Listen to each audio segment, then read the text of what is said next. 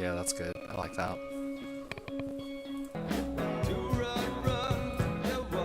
Okay, everything is functioning normally.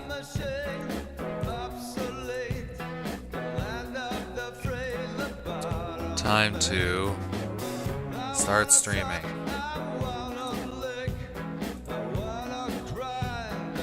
My event is starting.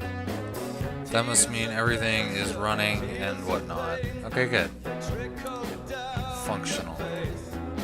Let's restart this song, because this is an excellent song. I'm gonna crank this volume up the shiznat. Amp P, you are now live on the internet for everyone to see.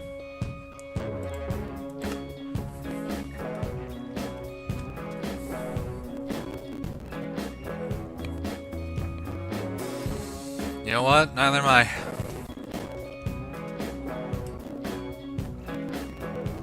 Oh shit. I think having no buffers on anything is not a great idea. I just had like an audio vomit noise. Oh well. Hello, anyone who decided to just start watching this, even though this stream has long since ended, because nobody's watching it live.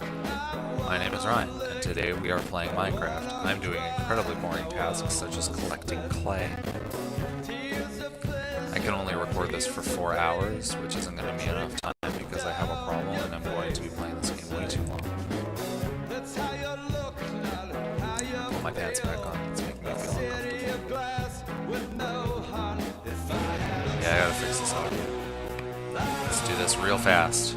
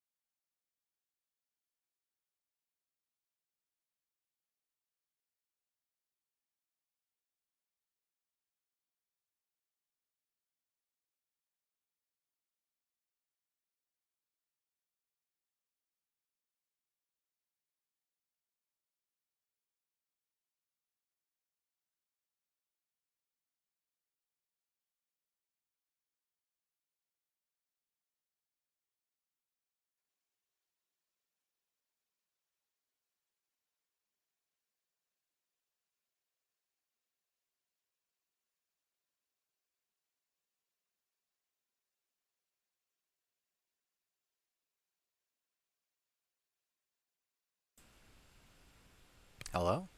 Okay, there we go. That should work. All sorts of things are bumping up and down, lights and whatnot. Hamburgers and wheat beer. Playback devices, line 2, line 1, lines, yes, no. Yes, no, we won't go.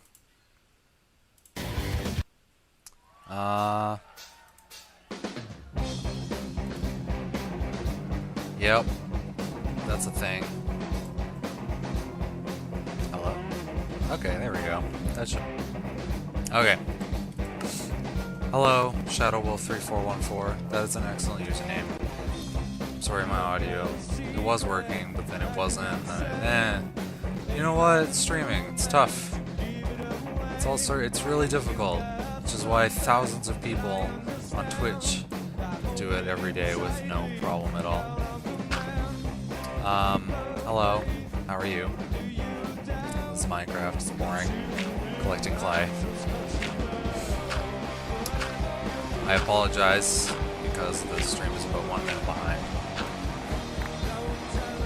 Actually, it might not even be that bad. I think it was something along the lines of, or I think it was more like 30 seconds. How exciting.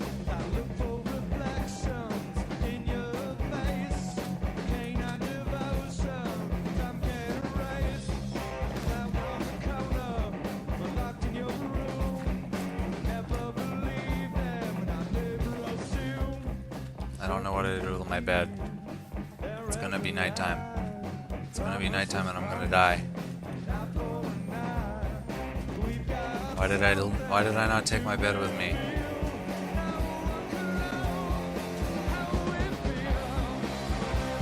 Bed, where are you?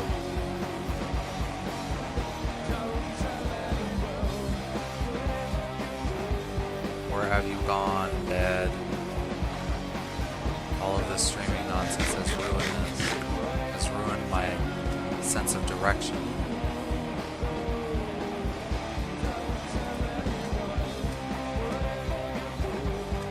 Which is something I may not have had to begin with.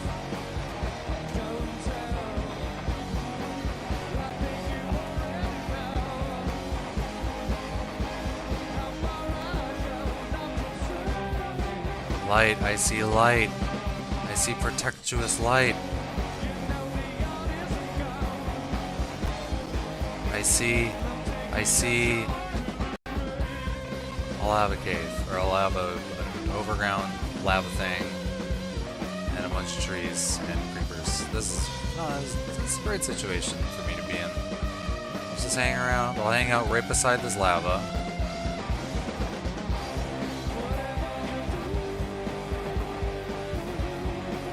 Ampy, can you get in a bed? Why didn't you bring a bed with you?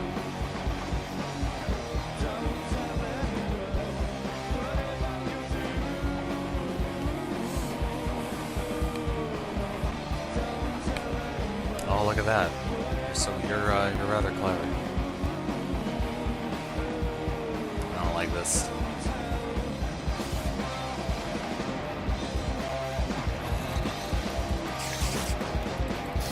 The monsters are coming at me. The monsters are coming.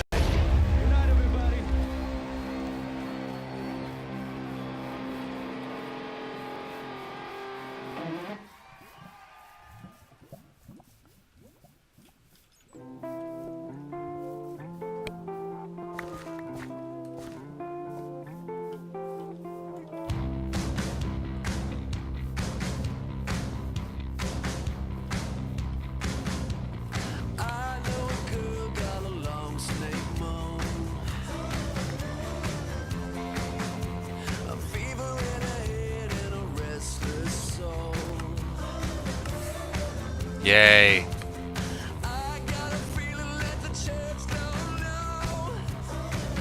I've cheated. And I think our only viewer has left. The peak current views has been 2. Why is that?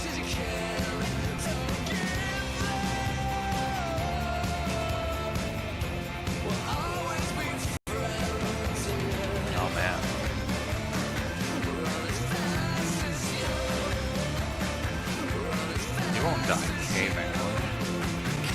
dies caving in this day and age?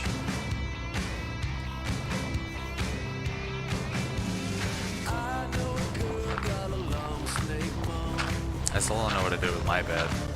I should probably be looking for it instead of just, continuing to collect clay like a doofus. I think it's not this way. I think it's... No.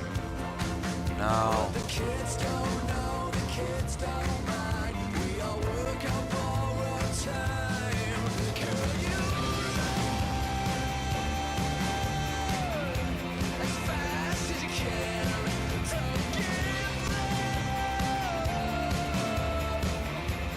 All that I know is that it's along this river somewhere.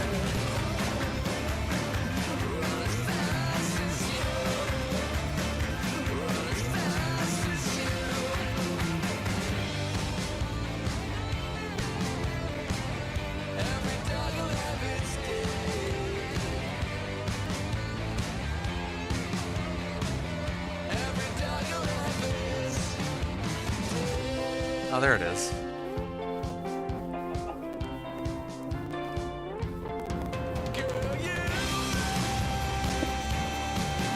No longer playing this as a full screen thing. I should stream this in 1080p,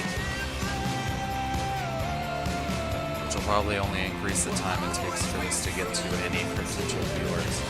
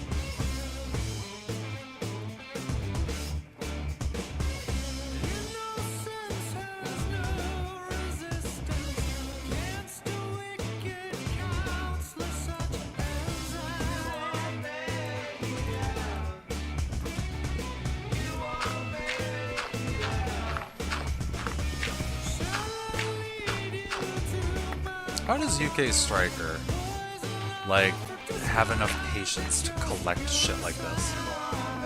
He's got, like, a double chest full of fucking hardened clay.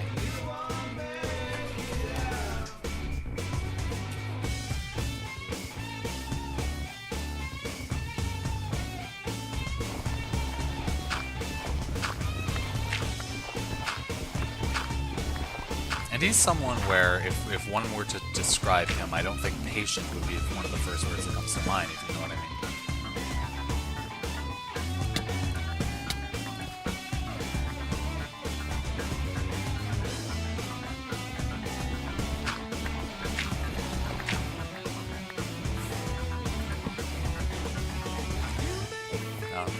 Of course, you have the answers. You have the answers to everything.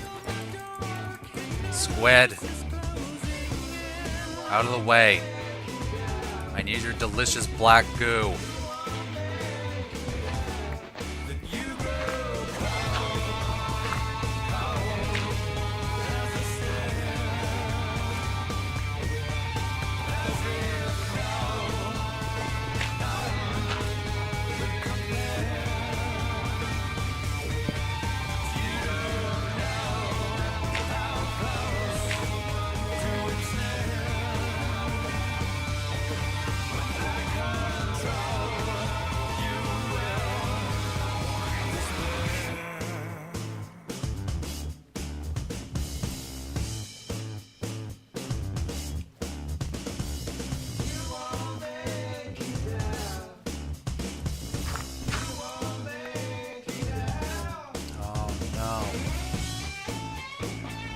Slightly inconvenience my clang.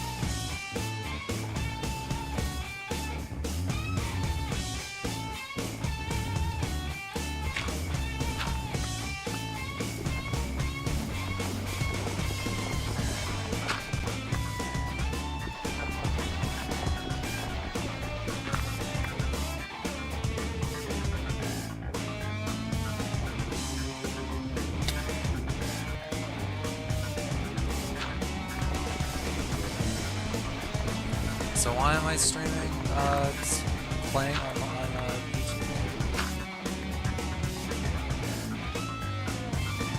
I feel like you had a reason for me to do this.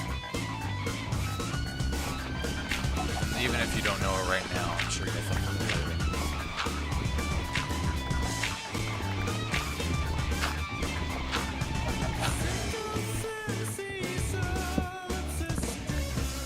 We'll just say it's to show up Kaz's horrible screens.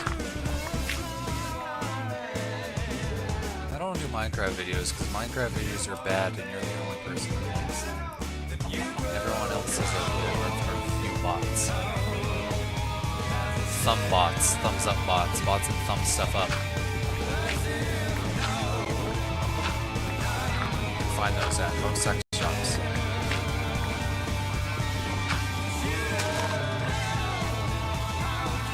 Can you even watch the stuff on YouTube? The streams?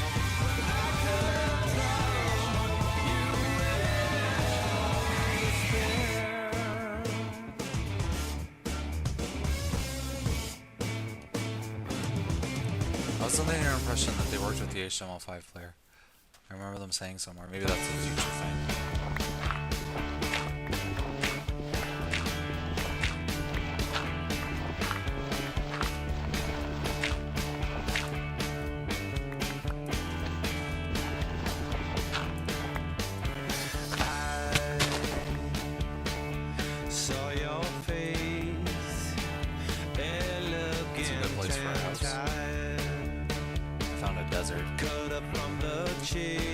I hate this song. YouTube generating a thing based on the If I Had a Tail song was not a good idea. I'll just play this album on repeat.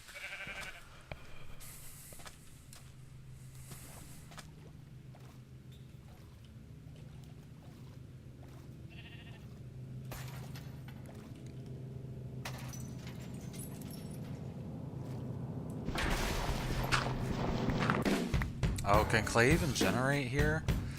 I'm wondering if, if a river goes through a desert.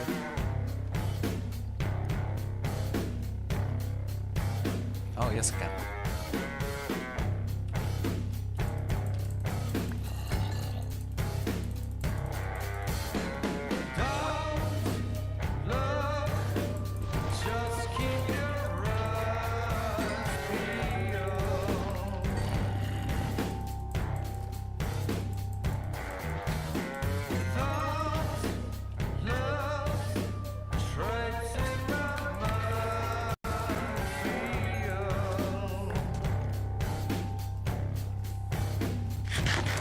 I told you that Dave Shumka almost died, right?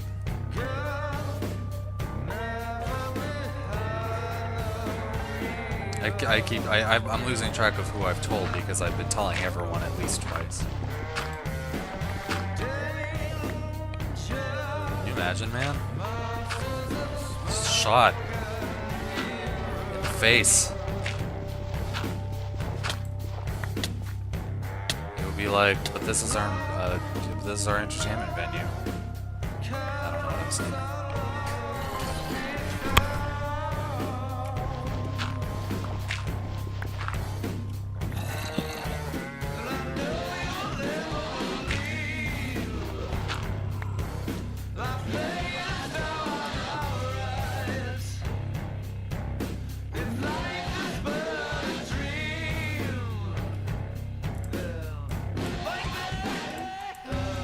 I have no idea what that means.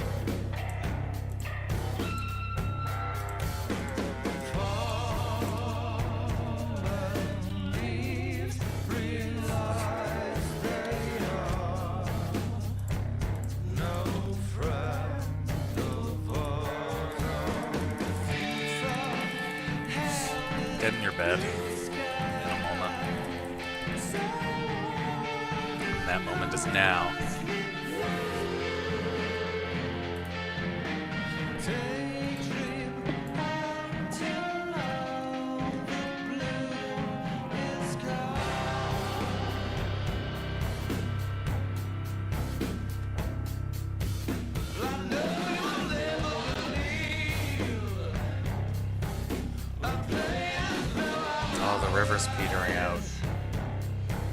I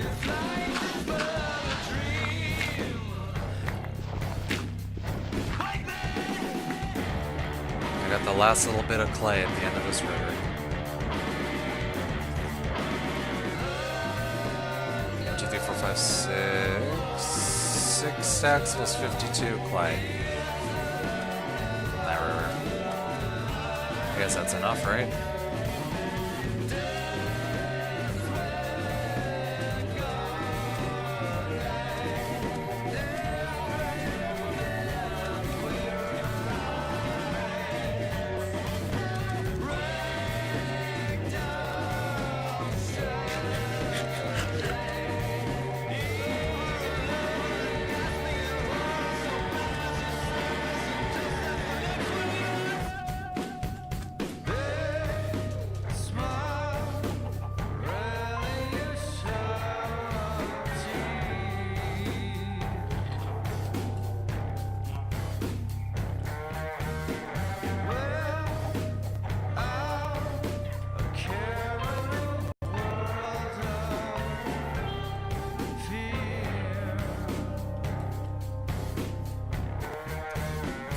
I was listening to an interesting This American Life episode about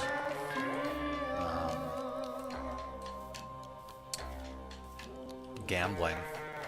Would you like to also enjoy that? It involves card counting. I'm just trying to think of something that might be vaguely interesting to play in the background. And I've already listened to the entire Stop Podcasting Yourself, which was fantastic, by the way. Absolutely fantastic. Except for that harrowing part where Shumka recounted getting shot in the face. Or getting shot at in the face. Getting shot at in the head. And now he has a vagina wound on his head. Gross.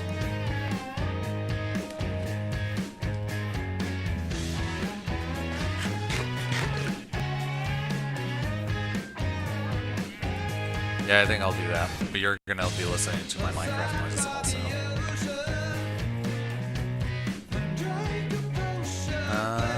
Okay.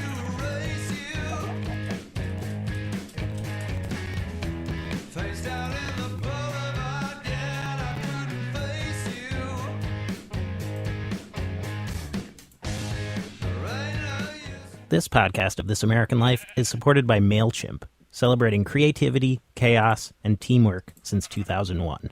MailChimp. Email marketing for everyone. From WBEZ Chicago, it's This American Life, distributed by Public Radio International. Okay, here we go. Blackjack, $10 tables, $10 high limit room, which no one is in. Monday, late morning. This American Life producer Robin Semyon and I are in a casino that will remain unnamed here on the radio because we did not have permission to record. I did not ask for permission due to the nature of our visit. Come on, let's see over here. We stand by one of the blackjack tables and Robin does a quick scan of the cards. What's the count on this table? -6. We were there to count cards, to play blackjack and count cards while we did it, which gives a player such a big advantage against the house that most casinos ask you to leave the table if they catch you doing it. And how did we end up here? Well, we'd gotten a lesson the day before in how to count cards. We used to say that you could teach a piece of wood to play blackjack. You just have to be able to keep your wits about you when you're at the table and not make too many mistakes. We got our lesson from Andy Block, who played blackjack for what is possibly the most famous group of blackjack card counters, the so-called MIT Blackjack Team. The winnings inspired a best-selling book and a terrible Hollywood film called 21. These were real MIT students. Andy studied electrical engineering. There is no reliable way to know how much they won. They claim over $8 million between 1994 and 2000. After he quit the team, Andy put out an instructional DVD about how to count cards. He doesn't play much blackjack himself anymore. Once I got known as a part of the MIT Blackjack team, it became hard to play, and I would get kicked out of just about anywhere I try to play. What's that? And sometimes I would take friends there. They just wanted to see me get kicked out of someplace. Play for a little bit. After, 15 minutes, an hour, they'd come over and ask me to leave. Now, I don't know if I should assume that you've played blackjack or you know the rules, but if you haven't played or you don't know, here are the rules. Everybody at the table gets cards. You can ask for more cards if you want. The way that you do that is that you tell the dealer, hit me. You want your cards to add up as close to 21 as possible without going over. It's very simple. So simple that when you play, it feels winnable. And it seems like everybody you meet who plays blackjack has a system. Everyone thinks they can beat it. Yeah, I've heard a lot of crazy systems about blackjack. The best myths are the ones that are based in fact. And it is a fact that you can beat blackjack. You can actually beat the casinos. And the idea that it's possible to beat the casino is what made blackjack so popular.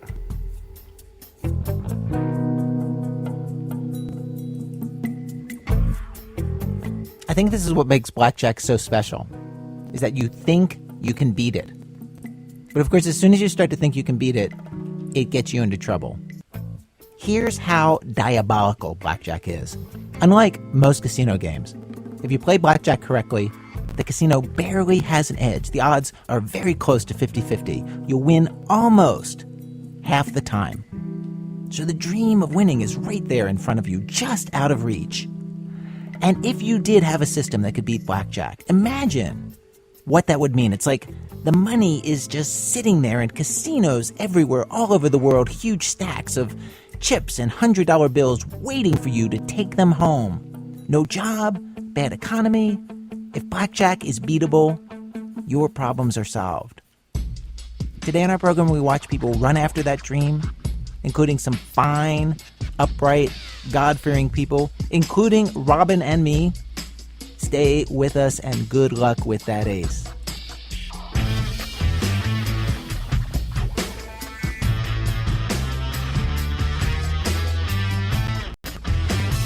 Okay, so when Andy Block says that you can beat the casinos, he is talking specifically about counting cards to change the odds. The mathematics of counting cards was nailed down in the 1950s and 60s. There is a way to count cards that definitively gives you an edge over the house. And you don't need to be a Rain Man or have a photographic memory to pull this off. A normal person can do it. So Robin and I decided that we wanted to learn. And I could pretend right now that there is a high-minded journalistic reason for this. We wouldn't really understand what blackjack is all about if we didn't dive in ourselves. That would be a lie. We'd both heard of card counting. We wanted to try. For the same reasons that anybody does, we thought it would be so awesome to beat blackjack. And the thought that we would be doing it during our jobs, that we would be in a casino when the rest of the staff was back at the office editing and writing. Amazing. So, I can tell you what we learned in 2 minutes. Here's how card counting works. Please remember this public radio station if it makes you rich. The basic idea is, for lots of reasons that we don't need to get into here, tens and aces are to your advantage as a blackjack player. So as the cards are dealt, what you want to know is, are there lots of tens and aces left in the deck for you to get? And by tens, I should say, I just don't mean the 10 of hearts and the 10 of spades and all that, but I mean the face cards that add 10 to your hand when you play blackjack. Okay, so still with me, you want tens and aces, and you count. And this is important. You're not going to keep track of the position of every single card. You're not memorizing the deck. That would be insane. They invented something that is way, way easier than that. You just keep a running tally, very rough one, of tens and aces. You start your tally at 0. When a 10 or an ace is dealt, you subtract 1 from the tally. When a low card comes out, you add 1. That's it. That's the whole thing. The running tally, that one number, that's all you need to know. Again, here's Andy Block. It's not a complicated thing. You don't need a great memory. You don't need to know how many queens are left in the deck. You just need to know that one number. And when that one number, when your running tally gets up to 7 or 8 or 9, it means that there are lots of aces and tens left in the deck. So it's good for you, right? It's really, really good for you. And that is the time that you want to start to bet big. Your bet should jump up to 5 times what it was, Andy says. All you have to do is keep your running tally. And Andy demonstrated here. He dealt cards into a pile to demonstrate how that works. So -1, 0, +1, +2, +1, +2, +3, +2. Then it was time for Robin and I to try this. Note that the pace changes just a little. +2. +2, it was a 3. +1. +1. 0. -1. +1. +1. You know, I'm getting confused over which one gets the It's plus and really which gets the minus. confusing. You're All right. sad when tens and aces come out, especially when you don't get them. You're sad when tens and aces come out, which is why they get subtracted. There we go. That Okay. helps. We tried a few more times. Andy would deal. Robin and I would keep the count in our heads.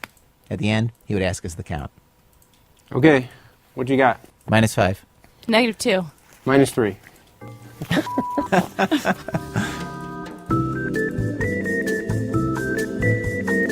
Finally, on our fourth try, Andy dealt the cards.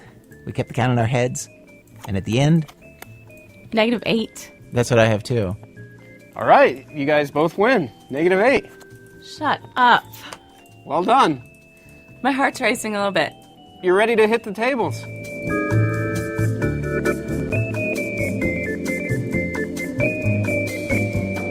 And so, the next day, we headed to Atlantic City. We headed to the casino to hit the tables and try our techniques at the lowest stakes tables possible. We basically went into the kiddie pool. We skied the bunny hill. Did we win? Did the casino notice and send swarms of security guards with walkie-talkies to kindly ask us to play a different game? What happened to us? Later in this hour. Which brings us to Act 1.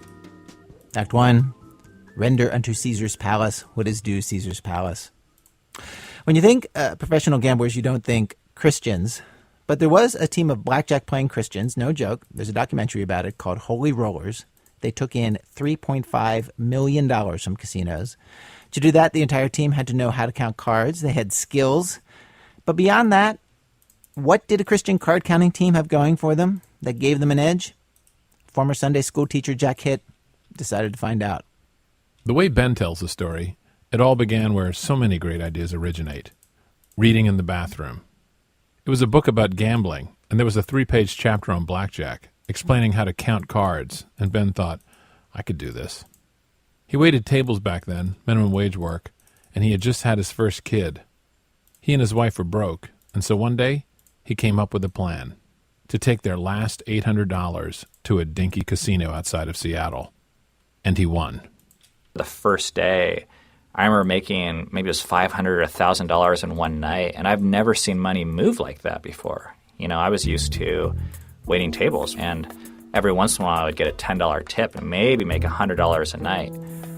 But I just remember being fascinated by how fast this cash could move back and forth. It was just I started to see money differently. Ben formed a small crew of card counters to hit the casinos together. And they did okay for a while, but after 3 years, that team fell apart. Ben said they just had different values. And so Ben and another player, his good friend Colin, decided that if they were going to create a great team, then they had to find new members they could trust completely. And that's when it hit them. The perfect source of blackjack players. It was right in front of them, at least on Sundays. Church. Basically, all these people had been watching us play blackjack for the last 3 years, and they didn't know a lot about it, but they knew that I bought a house with the winnings. So there was all these kind of family members that had heard of the story, and I think, frankly, were just excited about the story. And me and my business partner, Colin, we went to different churches. So he had people from his church coming to him, and word was kind of spreading, and people were like, "Oh, I heard about this blackjack thing. Are you guys hiring people?" And if it was the right person, we would never say no. Now that Ben and Colin had their players, they needed more money, a lot more money, if they hoped to win big. So they went to the same source. Using PowerPoint presentations, they showed their fellow Christians how much they'd been winning, not using luck or prayer, just math. And at the end of this presentation, here's what they pulled off. They convinced churchgoers to cash out their savings and retirement funds and hand them over to a pack of young people to carry straight into the devil's playground and risk at blackjack tables. Now I know what you're thinking. Wait, where's the Christ in cheating at blackjack? And isn't gambling a sin or just wrong? Turns out all the players ask those questions too. In fact, Ben said part of training a new team member always seemed to involve a moment when the player would be stricken by a crisis of faith. Ben said he got quite good at these rap sessions, and here was his argument. Yes, gambling's wrong, no question about that. But they weren't gambling at all, because they counted cards. Here's one of the players, Mike. He'll explain. As a card counter, you go in there thinking there's no such thing as luck, there's only math. We're going to sit down and work for 8 hours and make money. And that's the exact opposite of what 99.9% of all people do in a casino. But even if you swear in your heart that card counting is not a sin morally, isn't it illegal in some states, or at least considered cheating by the casinos? I ran this by Ben, the founder, who could not wait to correct me. No, it's not. No, one of the biggest misconceptions ever, and this drives me nuts, is it's so fundamental, but people don't get it. And I guess that's to the casino's credit. Is people actually think that this is violating the rules of a casino, but we follow every rule that a casino has. In fact, if you call up a casino and you ask them, is it against the law to count cards? Is it against your rules to count cards? They'll be like, oh, well, no, not really, but it is kind of frowned upon. How could that be? We all know that casinos spend tons of money on overhead cameras and security guys to detect card counters. So I called the MGM Grand in Las Vegas, and Ben was right. Card counting isn't illegal. In fact, the spokeswoman said it wasn't even against the rules, though they do discourage it. She told me that if they catch you, they'll ask you to go play other games, a process known as backing off. Or if they really don't like what you're doing, they will tell you to leave, and that you're not allowed back. But for the most part, casinos just don't like to dissuade anyone from gambling, even card counters. Maybe because most of them are so bad at it, they lose money anyway.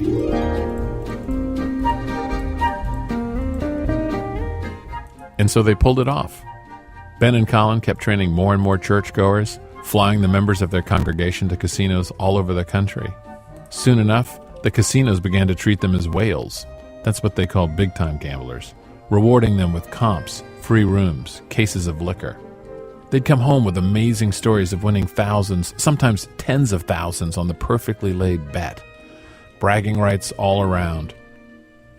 In order to convince the casinos that they were reckless high rollers and not card counters, they'd often wear costumes and take on personas, everything from golf pro to what one team member called gay art collector. In this scene from the documentary, you see Colin dressed as a mechanic in a jumpsuit and baseball cap.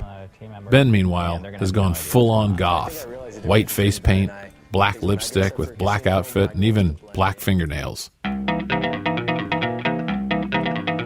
But they never forgot this was a business, and business was good. To give you a sense of just how good, at the height of their team in 2007, Ben and Colin were rotating as many as 30 trained blackjack players through their transcontinental circuit. And remember, they would hand each member of the flock tens of thousands, sometimes as much as $80,000. And because you can't transfer money like that through, say, an ATM, the players carried this cash in envelopes, stuffed in their pockets. At the end of each trip, the members would return to Ben and Colin and report back their hours and winnings or losses. This was all done on the honor system. You can see why finding trustworthy, church-going collaborators was so important. When the whole team achieved a certain goal, $100,000 in winnings, they'd split the profits. And every quarter, Ben and Colin would host a team meeting at one of their houses in Seattle. Here's Colin at the big meeting in 2008. You know, it's been another good quarter. Any guesses on how much we took from casinos in 2007? 900,000. Yeah. 900,000, 1.2, a million, something like that. Boom! Oh, you got it. $1.58 million taken out of casinos this year. I'm excited to take more money from casinos next year. So for those of you that hate casinos, we're doing our part. Did you catch that last part? if you hate casinos. Even after all the talk of it being a business and not gambling, there was still this nagging sense that what they were doing was somehow not part of the Christian mission.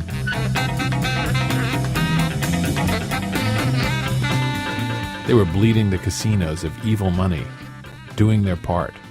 But occasionally, some players began to feel there was something wrong with what they were doing. Take Mike. He had joined the team with the most Christian of all intentions. He used to be a youth pastor. His crisis of faith began with the 9th commandment, "Thou shalt not bear false witness against thy neighbor." Weren't all these costumes and fake biographies bearing false witness? The high rollers are never mid-20 white kids, never. And they're going to say, so what's your story, man? What do you do? Well, what do I say at that point? You know. Well, in the beginning of the team, I lied. I used to create crazy stories because I thought it was fun. I told at Hard Rock, I remember, they said, so, hey, what's your deal? It's like, oh, I work for Fox. I'm an animal agent. I do agent stuff for animals in movies. Maybe you've seen Bart the Bear in Legend of the Falls. I do stuff like that. So I'm telling them this story, and the kid next to me playing, he says, no way, I work for Fox too. And he starts describing the offices and asking which building I work out of. And I thought, are you kidding me? The one time I say something off the top of my head, the guy sitting next to me works for Fox. Do you think that was some divine intervention there? It probably was. Maybe God saying, shut up. Just tell them the truth. I felt guilty right after I said that it was wrong, and it was a sin to lie to them. And there were other deceptions, too. One involved playing in pairs. One person would count cards at the table. Then they'd signal another teammate across the room to join the game and start betting big when the count favored the players. So you had to have a signal that looked like it wasn't a signal at all. Oh, crossing of the arms. Yeah, it's really subtle. So we would cross our arms if it was a good count, and we would leave our arms open if it wasn't a high enough count. This is Shirley, not her real name, by the way. Shirley used this tactic a lot. Among card counters, stepping up to the table right when it's hot is so well known that it has a name, Wonging, from a famous counter known as Stanford Wong. There was this one time for Shirley, the most nerve-wracking bet of her life, that involved this exact tactic. I was at the Venetian in Las Vegas. I was playing at a table. I had just finished, and there was actually another guy on the team who was playing at the same pit across from me. And he gave me the sign to what we call Wong in. Means you go over and you go to the table because the count is good. The table's hot. So Shirley walked up to the table and put down her bet. A massive bet. And then another and another. It was phenomenal because we kept winning and winning. There is layers of people behind us. We've got security around us. It's so intense. So I get 2 hands of 20. I got 4 tens, basically, which you think would be a great hand. The dealer pulls up a 6. That means I have to split my tens. Okay, a quick explanation for those of you who don't play. In blackjack, you're trying to get close to 21. 2 tens add up to 20, so that's a really good hand. Splitting tens is crazy, what they call a deviation. And Shirley has just done it. Twice. But it's not crazy if you happen to know that the deck is momentarily packed with high cards, and that the dealer probably would bust. So I split my tens, and then I put another 2 grand on the other 10, and people are just like, what's she doing? Whoa. I mean, there's like comments from the crowd. I mean, people, it's so much adrenaline when you're doing something that is completely against the blackjack book, but it's exactly what you're supposed to be doing. It's the right deviation, and you know you're going to kill it and win. Oh my goodness, it was crazy. I ended up with $22,000 on that one hand by the time it was over. It was insane because I kept getting tens and I kept splitting them, and I'm super excited but nervous at the same time, hoping that this dealer busts out, which he's supposed to do, and the dealer didn't bust. Even though the dealer didn't bust as he was supposed to, it didn't matter. Splitting those tens and making such massive bets gave her away to security. It's a red flag when you've got 20 and you're splitting it. They know that something's going on, and they can't catch on to it while you're doing your hand that quickly and make it all stop. But no, and I never played at the Venetian after that. For some of the other card counters, they faced a different crisis of faith. the commandment about stealing. Remember, you're carrying around tens of thousands of dollars in your pocket and winning tens of thousands more, and nobody knows how much you've won or lost, except you. Their trust in each other began to suffer. One player lost big one night and phoned a lot of the other players. He was hysterical that he had cost the team so much. But their reaction? That he'd probably hadn't lost, but was stealing. Ben, the founder of the group, told me about one time when a team member claimed that he'd never even contemplated stealing. That struck Ben as unusual, and he immediately began suspecting that player of stealing. Do you think some of the members of your team did steal money? Yeah, I know people on this team stole money. In fact, to be really honest, one of the decisions I made very recently was to go back to the founding members of the team before our team took off, and I admitted to them that I stole money from them. Oh, wow. Whoops. Yeah. Ben, yeah. How much did you steal? $8,000, I think. And did you pay it back? Yeah, I paid it back. The money was stolen from me for my car, and I had the choice of whether to report it or not. And at the time, I made a very quick decision, and I decided that our family couldn't afford it, and I fudged the paperwork. And I said that I lost it at a casino. So those were three of my close friends. And I had to go to those guys years later and tell them the truth.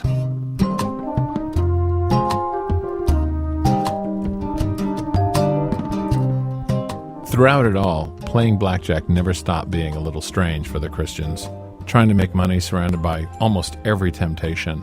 Free booze, plane tickets, beautiful prostitutes, easy money. But they had to stay focused on their job, counting cards. For some, it was lonesome, like Jesus in the wilderness. Here's Mike in the desert of Las Vegas. It's funny, I talked to one of the guys on the team about what I did, and he had the exact same experience. Go up to my suite, which was usually, 1,100, 1,200 square feet, gigantic, big TVs everywhere, bars. I had one that had a stripper pole in the bathroom, but I would be by myself or with other card counters. I traveled with one or two other of the players. And I would go up into my casino room, and I would order some real simple meal, like a club sandwich, and then I would just sit in the chair, no music, no television, and just look out the window over the strip and feel lonely because you felt isolated. You can't be open with the casino, who you are. And when you're open with your Christian friends, they're either way too excited about it or they think you're doing the most evil thing in the world.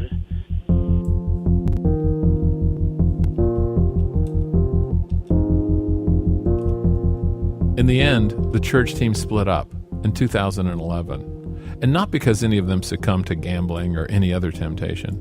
They believed in God and his glorious gift of math. But apparently God gave none of them the patience of Job needed to endure the mind-numbing work of card counting. So they all went their separate ways, even though many worked only half-time, 20-hour weeks, and earned a full-time wage, around $40,000 a year. It wasn't worth it. Mike now sells cell phones to pay for his studies at a pastor's college, and he intends to start a church when he gets out. Shirley returned to being a stay-at-home mom. Even Ben and Colin bailed to take new jobs. Colin starts websites now, and Ben says he makes more money from doing internet marketing than he did from playing blackjack. God works in mysterious ways. Sometimes he enlightens you like Paul on the road to Damascus, a blinding epiphany convincing you to quit your old ways. Other times, God gets you to virtue by boring you to death.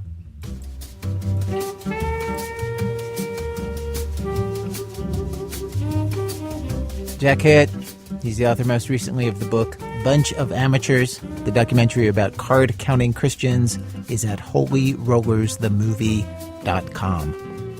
Coming up, when you can't bring down the house, just sue it. That's in a minute.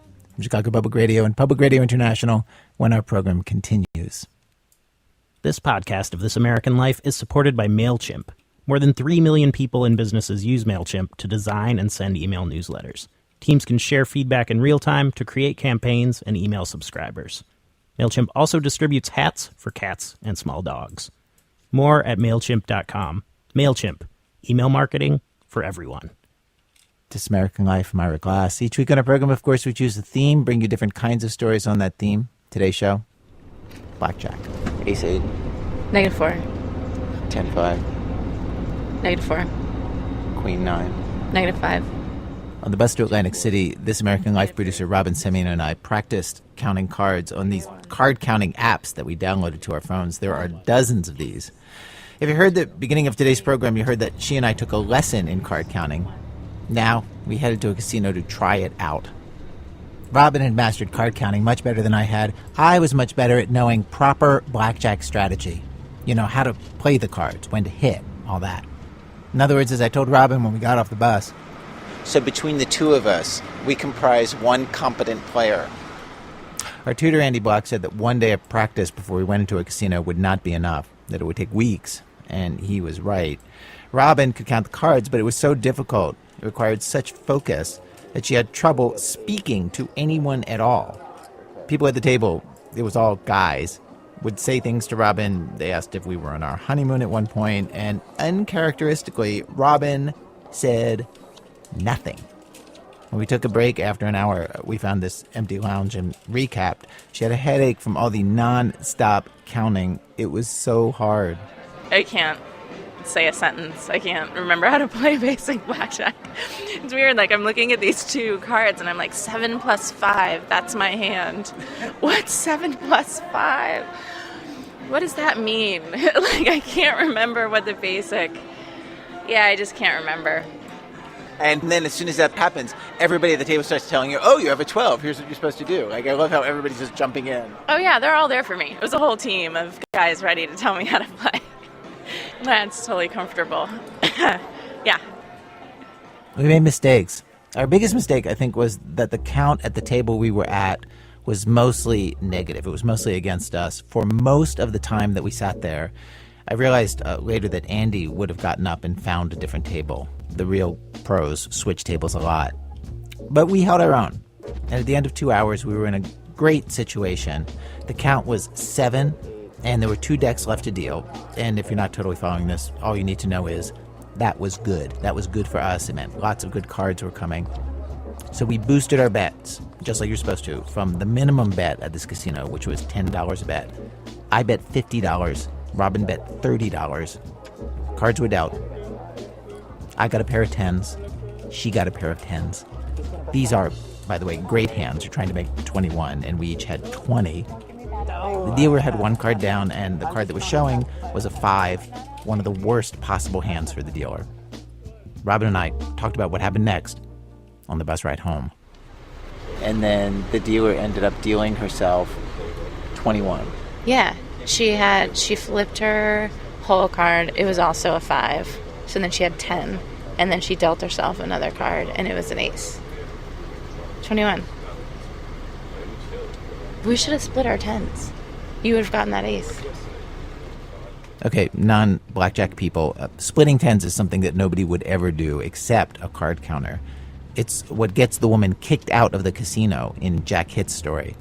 At Atlantic City, they don't kick you out, but if they spot you counting cards, they start shuffling the deck after every hand, or they come over and tell you that you can only bet the minimum bet at the table, which is basically telling you, go away. But once Robin brought up this idea that we should have split our 10s, it was hard to let it go. I would have gotten the A's. Yeah. It would have stopped her from getting the A's. We would have made all sorts of extra money. And then they would have kicked us out for being so good. That's all I wanted. To get kicked out for being good. Yeah. Instead, we walked out in shame. Instead, we just sucked. We bet high when the count was good, just like you're supposed to. And dumb luck made us lose anyway. Which is part of the game. The dealer got 21, which beat our 20. We made big bets and then lost one more hand after that and walked away down. Total losses, this is my money, by the way, and it's a lot. $348 in 2 hours. First time out. I feel like we could have done better. I think we should come back next week. Yeah, me too. We've both been practicing.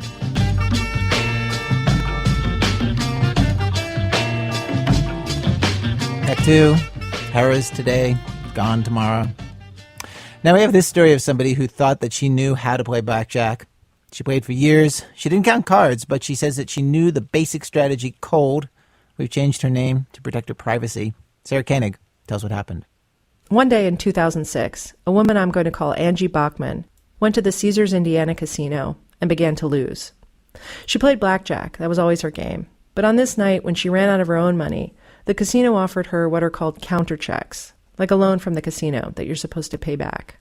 She signed a paper for $10,000, $20,000, $30,000, 6 checks for a total of $125,000.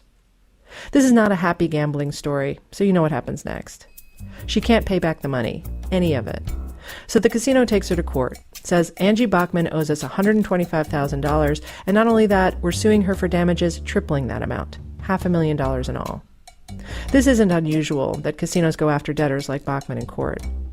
What is somewhat unusual is what happened next. Bachman hired a lawyer named Terry Knopfsinger, who argued that not only did she not owe the casino money, but they owed her money. I put to Knopfsinger the question you might be having at this very moment. Wait, what? Why is she not liable? It seems like if you go to a casino, that's like, you know what you're doing. Like, what's your best one-sentence argument for why it is that you believe she shouldn't be held responsible? Because at the time of those losses, she has passed the point of no return to where she has no control over what she's doing, comma, and the casinos know it and take advantage of it. They knew she was a compulsive gambler. They knew she didn't have control. Now, here's the difficult thing. A lot of people wouldn't believe me. You know, I've even had friends of mine who it took a while to convince them that I was really telling the truth, that this was really what was happening. I heard about this case from New York Times reporter Charles Duhigg. It's in his new book called The Power of Habit, which is about how habits form in our brains, and also about how companies tap into those habits to get us to spend money. In Bachman's case, money she didn't have. Duhigg also calls her Angie Bachman in his book, by the way. Bachman's lawsuit made news, and some of the reaction was backlash. Nasty online comments lamented the ever-increasing abrogation of personal responsibility. One person wrote, "What's next? Suing supermarkets because you eat too much?" And another, "Not unless Lamborghini pays my speeding tickets." And another, "Can I sue Budweiser for getting me drunk?" I have to say, the case initially struck me as flimsy, too. And when Knopfsinger first heard about gambling addiction, he didn't buy it either. Years earlier, he'd gotten a call from a guy named David Williams. Williams had lost everything, including his house, playing slots on a local riverboat casino. He'd told Knopfsinger he'd run red lights driving to the riverboat so he could be there the second the casino opened, that he'd sat at the same slot machine for 20 hours straight. With regard to David Williams, when he came in, he told me the story, and I was incredulous. So I went down to the office that Saturday I told you, and I read about compulsive gambling. I read DSM-4, and I read some of the other scientific literature that was online, and I thought this guy, I think he's telling the truth. And everything I learned from there on confirmed to me that David Williams was telling the truth. It seemed clear to me that the casino had to know that he was a compulsive gambler and that he was one of their favorites, and they would put him up at night in the fancy suites and give him drinks and meals and all these things. So I felt like they were taking advantage of him, and I thought the evidence supported that, and we filed a lawsuit. The lawsuit didn't work. It was rejected in federal court. But afterwards, Knopfsinger started to get phone calls from Arizona, Southern California, Seattle, Mississippi, Massachusetts. All gamblers with similar stories. After a while, he started keeping track. He's got a list now with about 40 names on it. He told every one of these callers the same thing. "I believe you, but I can't help you." Until Bachman. Since she was already being sued by the casino, he thought maybe his counter-argument could get traction in the courts this time. He hoped to make visible the very thing he believes the rest of us don't see or understand, the lengths to which casinos go to keep gamblers playing, including addicted gamblers. His argument boiled down to this. Caesars had a duty not to protect Mrs. Bachman from herself, from her own gambling habits, but to protect Mrs. Bachman from itself, from Caesars. When her gambling started, Bachman was a housewife in Iowa, the mother of 3 girls. She started playing blackjack, first pretty small amounts, just once a week or so. Soon enough, she was hooked, doing all the typical things addicted gamblers do, chasing losses, borrowing money from her mother to pay her debts. Then at the very end of 2001, she filed for bankruptcy. She says she'd written $20,000 worth of checks to the Harrah's Casino in Council Bluffs, and the checks had bounced. Bachman says Harrah's knew about the bankruptcy, that even the dealers there knew about the bankruptcy. She remembers having conversations with them about her bankruptcy. Nevertheless, the casino welcomed her back. What they told me at that point was, it's fine that you continue to come in. It's fine that you play.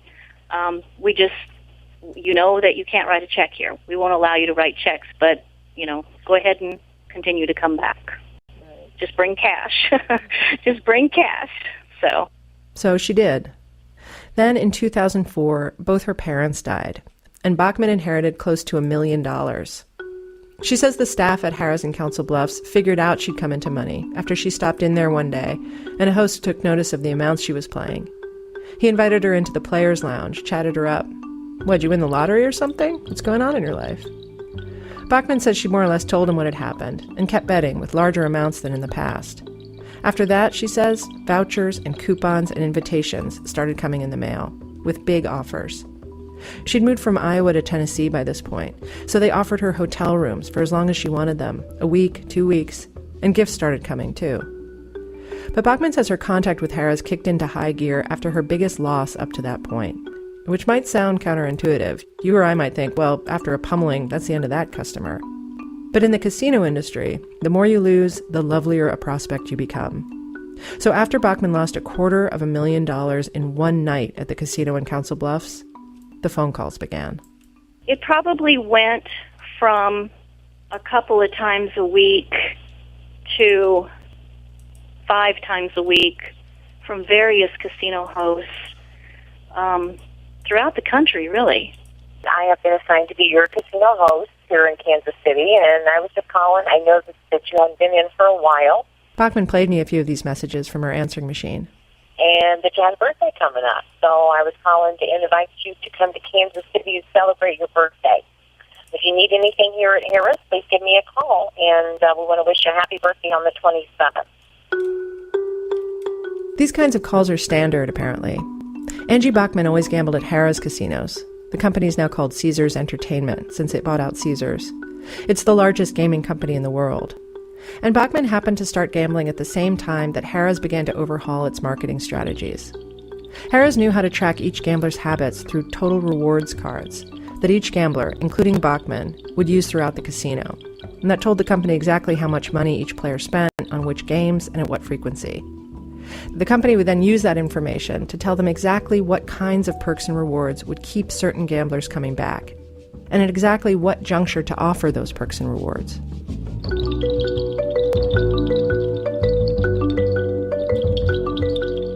I couldn't find a Harrah's host to talk to me in detail about the job, but I did talk to one former casino host in Iowa. He worked at the Isle of Capri riverboat for 9 years.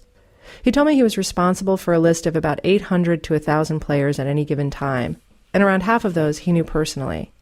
Every day he was supposed to call at least 25 people on his list.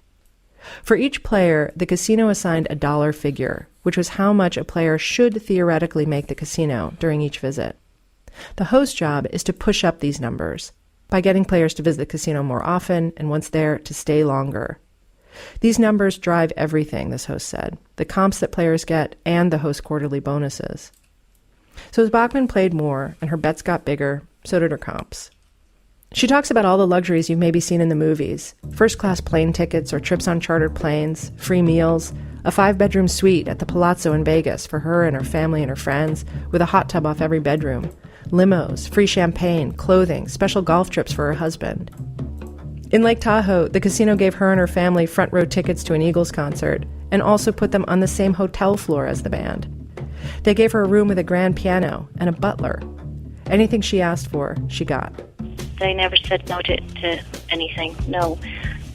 In Lake Tahoe, they would tell me, go into the gift shop, anything I wanted, handbags, jewelry. Like real jewelry? Are we talking like gems? Yes, diamonds. Usually it would be something for my daughter. Diamond earrings for her or diamond necklace for her. Bachman says at first she was excited by the phone calls she got from hosts. These friendly people sending her off for free to all these places she'd never been. Later, she says she came to dread the calls. Because towards the end, there were conversations when they would call that, well, last month we gave you a trip, we offered you the suite, we gave you a golf game. You didn't really play that much. She says one time, when she was back home, despondent after a big loss, a casino host called her and persuaded her to return to the blackjack table, saying, "You'll win it back." She didn't, and in fact ended up losing hundreds of thousands more. Another call also stands out for her, from a host in Illinois.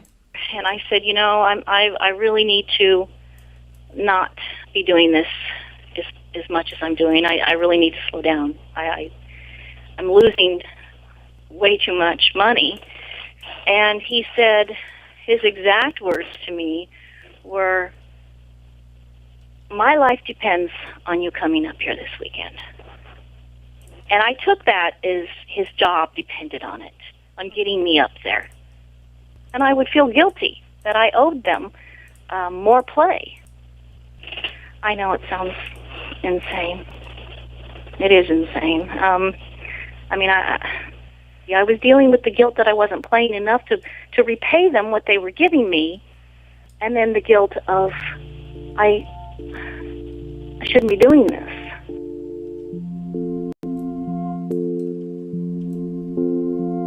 By early 2006, Bachman says her nearly $1 million inheritance was gone. She'd spent a few $100,000 buying a house, and the rest in just 2 years, poof, playing blackjack all over the country. Even so, in March of that year, she and her husband went out to Indiana. She thinks she probably played what she describes as conservatively, around $400 a hand.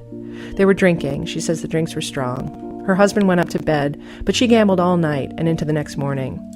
At some point, she signed the 6 counter checks for $125,000. This time, because she knew she didn't have the money, she was frantic. I was in a panic, and I had talked to the host and said, I don't have it. I have to go home and figure it out. All right, then, they said, all right, do you want to go to the Kentucky Derby? Wait, what? Yeah. If you get that money and then you pay us, then you can go to the Kentucky Derby. If this level of cheerful relentlessness sounds far-fetched, well, here's a voicemail from Caesars, Indiana, the same casino she owed $125,000 to. It's from Bachman's answering machine. From Caesars, Indiana. Just wanted to reach out and give you a quick call. We're a few weeks away from Derby, and just want to confirm if you guys are still going to be joining us up here, and just set up any type of golf arrangements or anything like that. The Kentucky Derby was in May. Bachman had been wiped out, remember, back in March. Looking back at it all, she knows she did this to herself, that she's responsible. But Bachman also thinks the casinos knew what she was doing better than she did, that they sat back and watched it happen. That's why she sued. Because of the terms of the settlement Bachman and Caesars eventually worked out, the company wasn't at liberty to talk about the details of her case. In a statement, a spokesperson from Caesars Entertainment wrote, quote, "There are many specific points we would contest, but we are unable to do so at this point." The spokesperson pointed out that the conversations Bachman says she had with casino employees, her dealings with staff, they're all unverified, which is true. But I did talk to several other people, former casino employees and one veteran gambler, who all said that most of the interactions Bachman says she had with the casino are plausible and pretty typical. The Caesars statement went on to say that their marketing isn't predatory. They're just doing what any smart company does. Quote, "We look for ways to attract customers, and we make efforts to maintain them as loyal customers. When our customers change their established patterns, we try to understand why and encourage them to return. That's no different than a hotel chain, an airline, or a dry cleaner," unquote.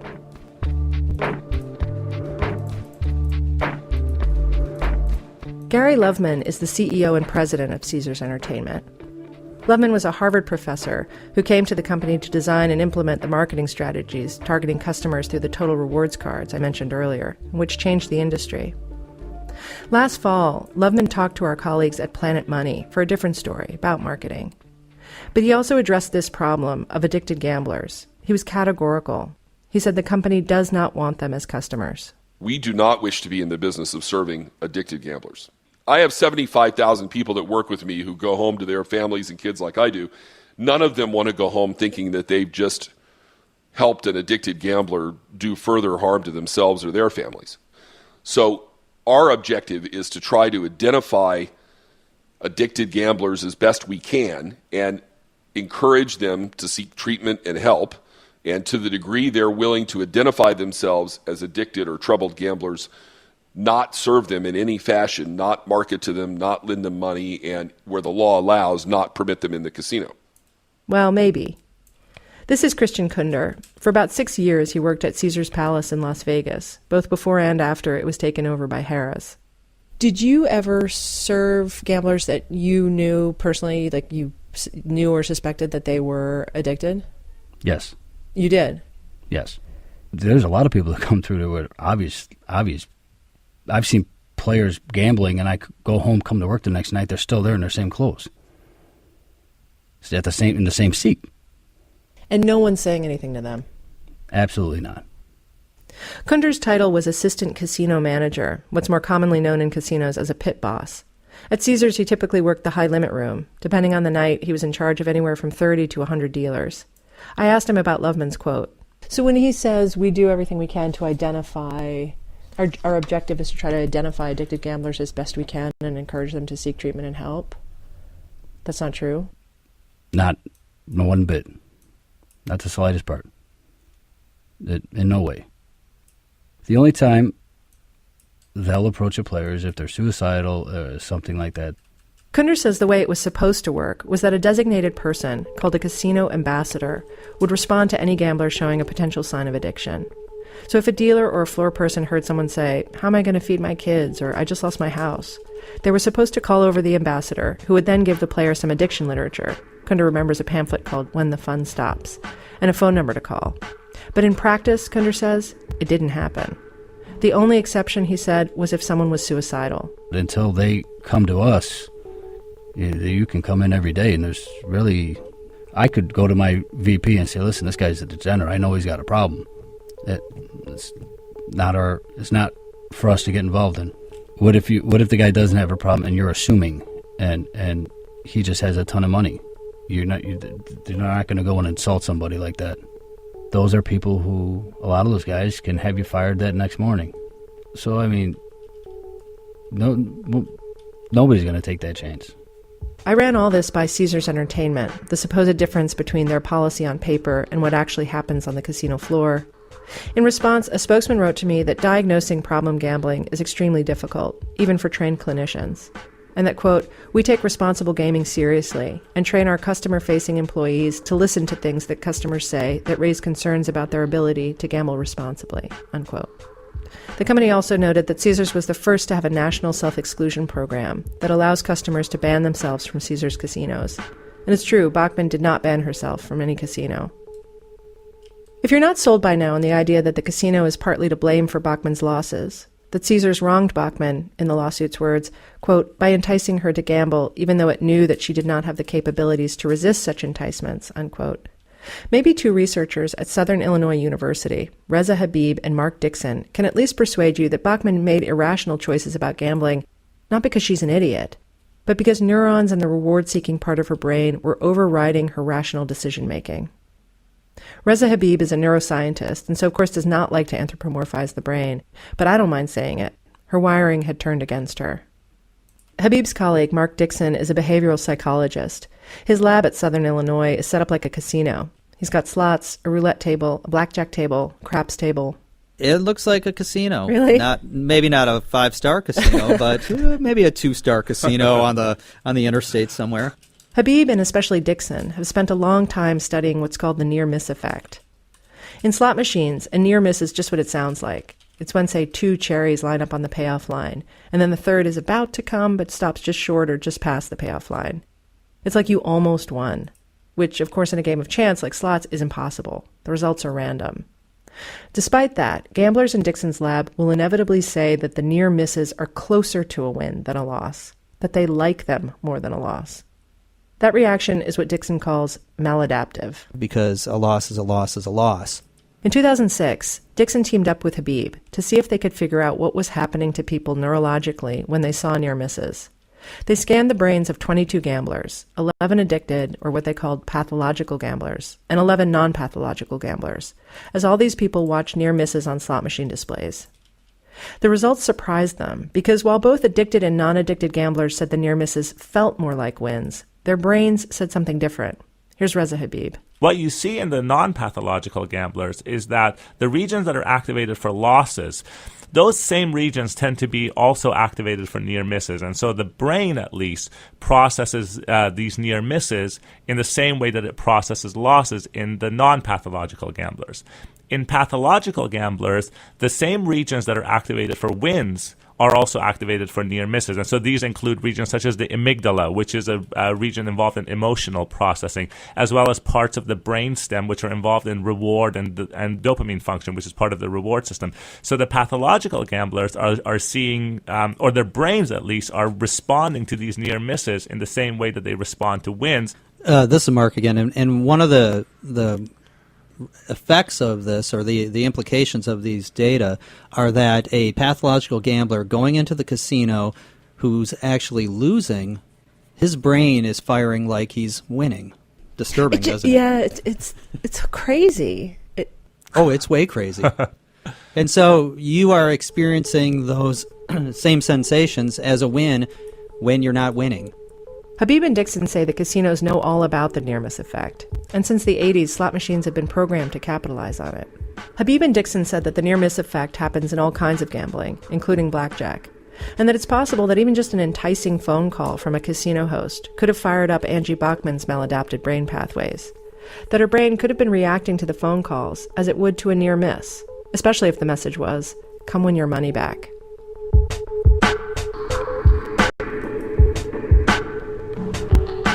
So let's say for a second that Angie Bachman's case went to trial, and the questions before the jury were, if the casino knew she was addicted, is Caesars really the one responsible? And was Bachman, as her lawyer contends, quote, incompetent in terms of this act of borrowing money? You know, whether or not she's completely controlled by or has control over her own behavior, I think is open to debate. It depends, I guess, on your worldview of if you believe in free will and choice, or if you believe that people's behavior is under environmental control. Well, what do you believe? Well, as a behavioral psychologist, I would tend to believe the latter.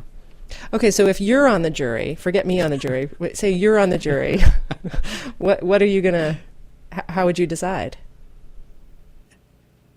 Well, I think I would probably need to look at the case more. What happened earlier on that led her into this mess that she found satisfaction from gambling away her, but as a juror, savings. we don't care about any of that. It's just the crime on the table. You don't have the luxury of getting into her psychology that way as a juror. You're just sitting there. Okay, well, right. Okay, well, I guess if you're going to push me on this, I would say that the casinos should not be held accountable. Should not be held accountable. Should not be held accountable because I think they only played a participating factor in a complex life.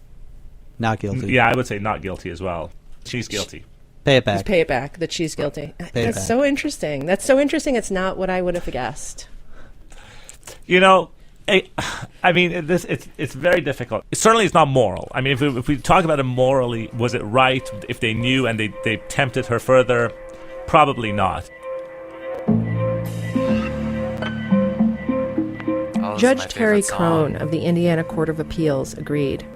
Quote, from a moral standpoint, Caesar's predation and prosecution of a pathological gambler is repugnant, he wrote. But it was 2 against 1, and Judge Crone was in the minority. The majority ruled that Bachman couldn't bring her counterclaim because, quote, there is no common law duty obliging a casino operator to refrain from attempting to entice or contact gamblers that it knows, or should know, are compulsive gamblers, unquote. In other words, it's perfectly legal for Caesars to target an addicted gambler like Angie Bachman. It might be wrong, but it's legal.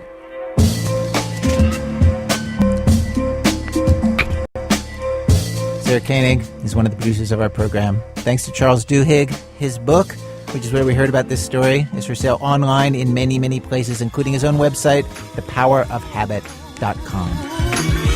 Everything's gonna be alright if you play your cards right. Cards right. Well, our program was produced today by Lisa Pollack with Alex Bloomberg, Ben Calhoun, Sarah Koenig, Jonathan Menjivar, Brian Reed, Robin Semyon, Alyssa Shipp, and Nancy Updike. Our senior producers, Julie Snyder. Seth Lind is our director of operations. Emily Condon's our production manager. Adrian Mathewitz runs our website. Production help from Matt Kilty and Fia Benin. Music help from Damian Gray from Rob Geddes. Special thanks today to Alexandra Berson of the Wall Street Journal, to Catherine Gorman at WYPR, Michelle Harris, and Benjamin Anastas. This American Life is distributed by Public Radio International. Support for This American Life comes from car company Scion, celebrating 10 years of making their own tracks with the limited edition Scion 10 models arriving this summer with exclusive Scion 10 features. You can learn more and download Scion's 10-year anniversary music release at scion.com and by reputation.com, dedicated to helping individuals and businesses make a strong first impression on the internet by ensuring accurate search results and authentic online reviews. Learn more at reputation.com or at 1-800-REPUTATION. And by Fox Searchlight Pictures, the studio behind Juno and Little Miss Sunshine, presenting the new summer comedy, The Way, Way Back, now playing. WBEZ management oversight for our program by our boss, Mr. Tony Malatia. You know, he's driving a new Lexus. He's wearing these beautiful Italian suits ever since he told operators in the pledge room during the pledge drive to tell donors, You know that you can't write a check here. We won't allow you to write checks. Just bring cash. Just bring cash. I'm Ira Glass, back next week with more stories of This American Life. Everything's gonna be alright. PRI, Public Radio International. Next week on the podcast of This American Life, it is our 500th episode, and we are commemorating that by playing you the very best moments, and by that I mean the staff's favorite moments of the last 17 years. As it unfolds, you just realize, no. When I heard that, I was like, well, that's one articulate bank robber. And there's a point where he just realizes, oh, she loves me. The very best moments of our show ever, next week on the podcast or on your local public radio station.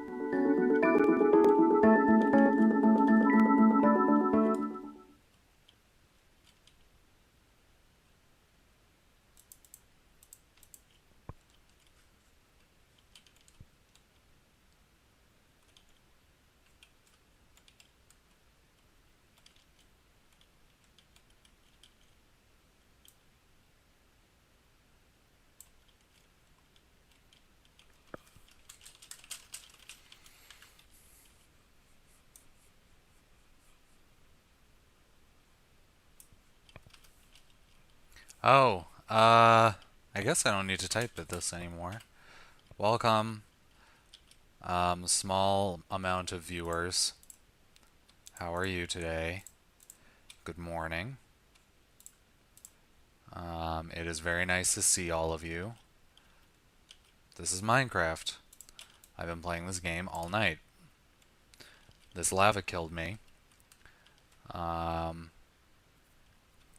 at this. Me and Aunt P. We're good at this game.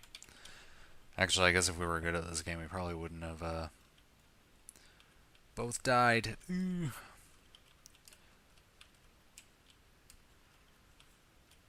Anyway, I'm leaving the Nether now, and I'm never coming back.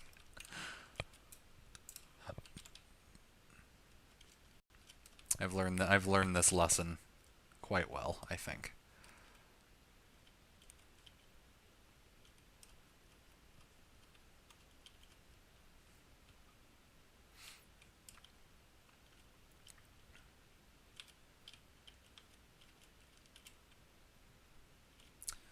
I need some noises. What kind of noises do I have to expose you all to? My library. Let's scroll. Stop at random. We got Mother Neil Voss. We're going to listen to songs similar to Ambient Duck Sound Radio Stream. Oh, no. We're going to listen to songs similar to this song, which should start playing any moment.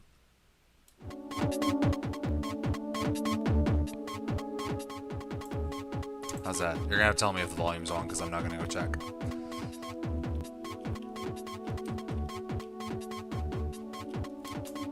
Hello, Magma Cube. How are you?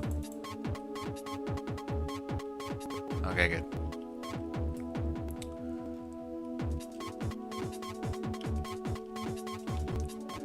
Y'all let me know if I need to adjust any volumes. Hopefully.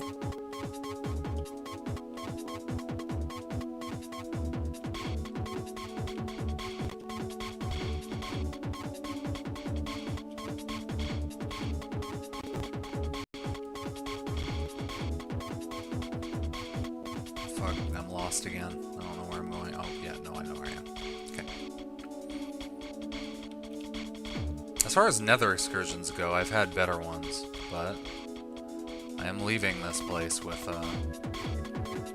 at least one stack of glowstone. So that's good, right?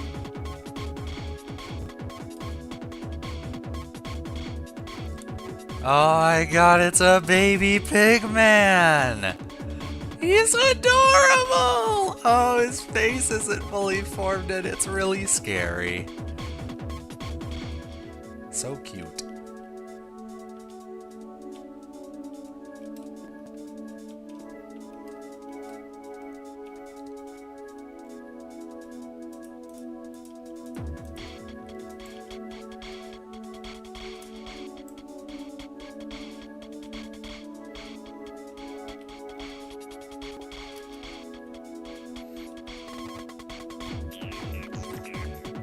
You know, if I stream everything I upload to the internet, it would work in my favor because I don't have very much hard drive space to store recordings from DM Story. There's, here it is.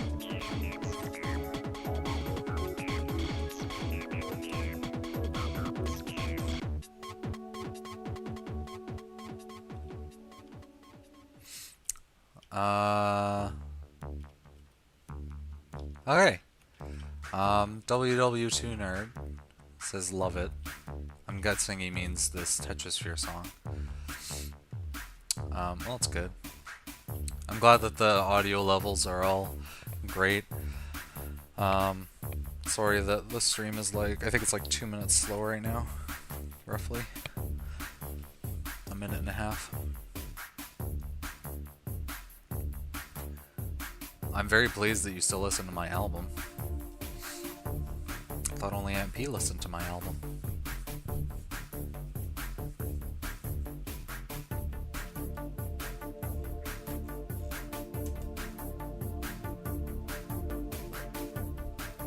I need to leave this nether, I don't like it.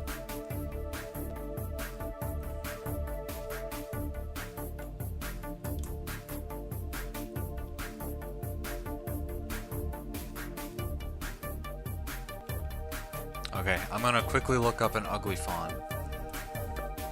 What did you suggest? Oxygen Sands? Oxygen's not that ugly. If anyone has suggestions for an ugly font that not everyone would instantly know is an ugly font, please provide. Ugly fonts that no one knows about. I'm just gonna Google that really quick.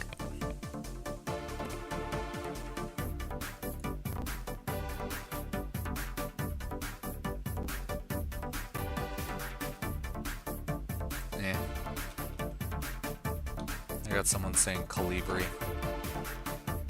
Oh, hey, what's down here?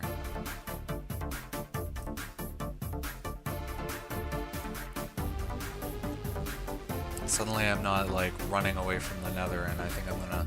This is gonna end in tears.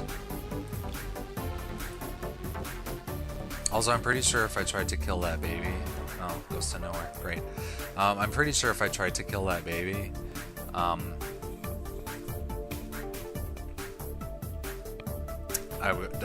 I would be dead right now. Let me put it that way.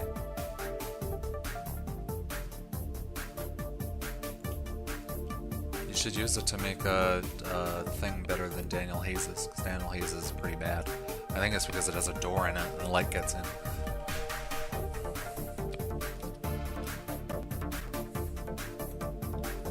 Oh, hey, for anyone that's been paying attention, this is a town. Oh, I think you've won. What is green? Oh. Attention, Barry! Your place has zombies that come out of it.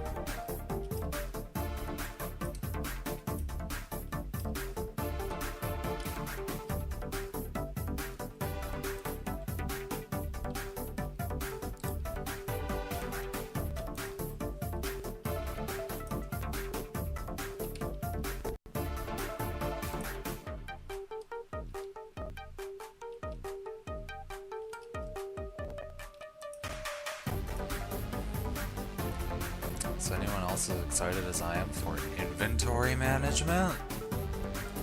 It's like a Zisto video.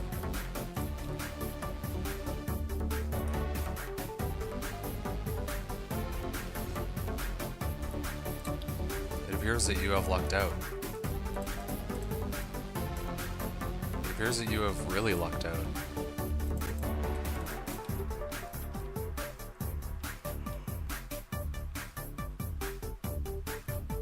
Can I unblock quartz?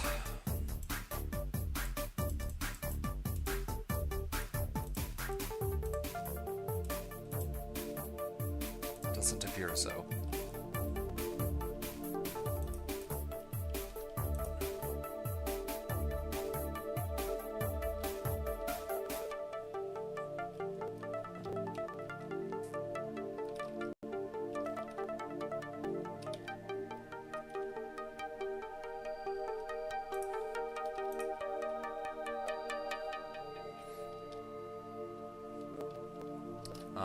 We are currently enjoying Pants by Orbital.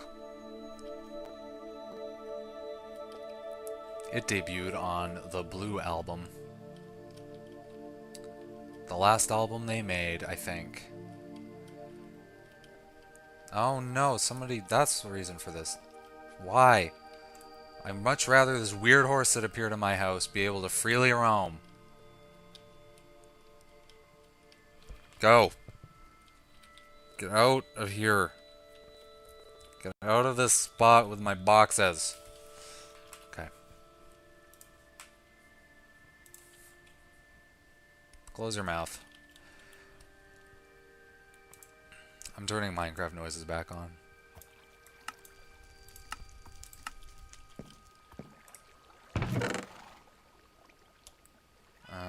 Glowstone. How do you make... I forget how do you make, redstone thingies.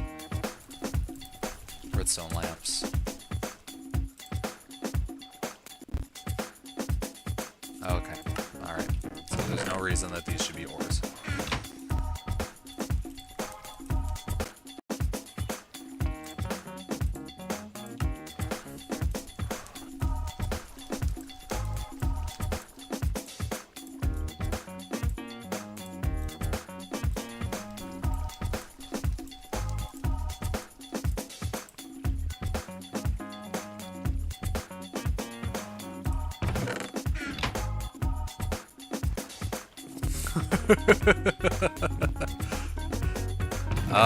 That was probably...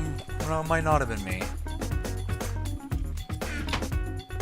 I've found one cave with spider spawner in it, but it's pretty well lit. I don't remember. I make a lot of various stairs.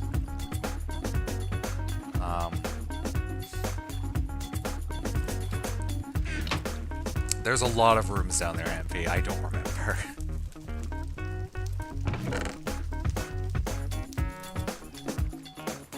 I'm just trying to, I'm 100% sure it was me that did it, and I'm just trying to avoid responsibility. That's not true. Well, I have a bunch of nether quartz now. Should I use it to build this building?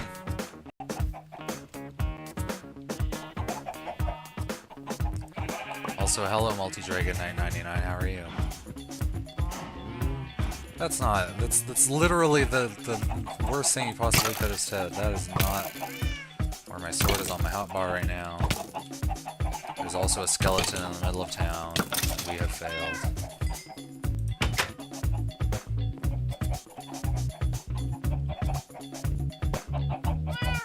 Eggs are just falling out of the egg thing.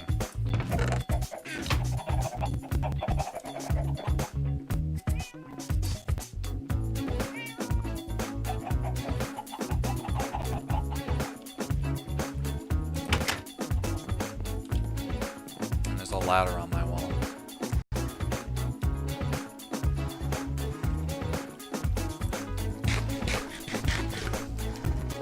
Alright, more inventory management.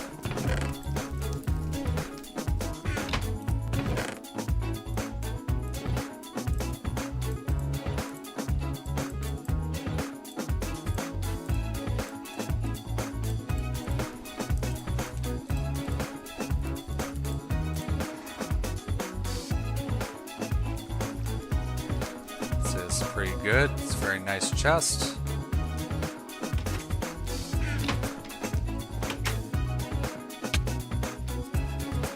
One of these times you're gonna do that and I'm gonna die. And then you'll feel bad and or laugh at me.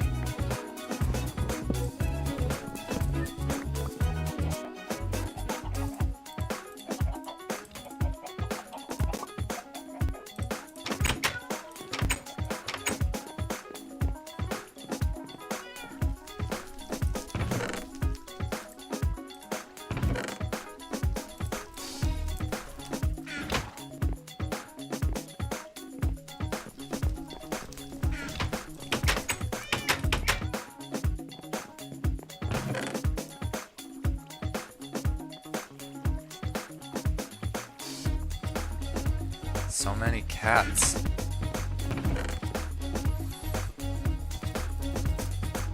Oh gosh. I don't have anything to play those with. Oh yeah, that's a good idea. I'll use a couple of those for that.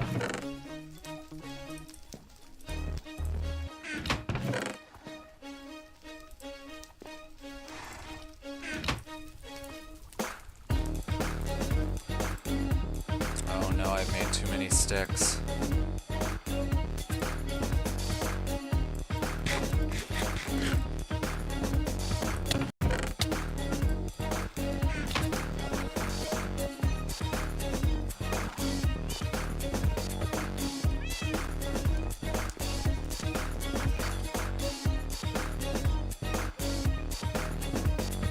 Where would I? This seems like a good spot. Right there.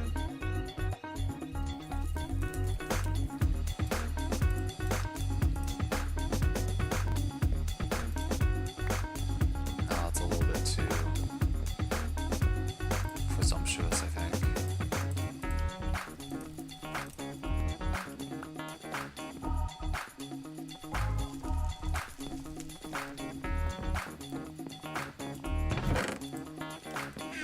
Oh, I just realized we're listening to one of the songs that comes with Windows.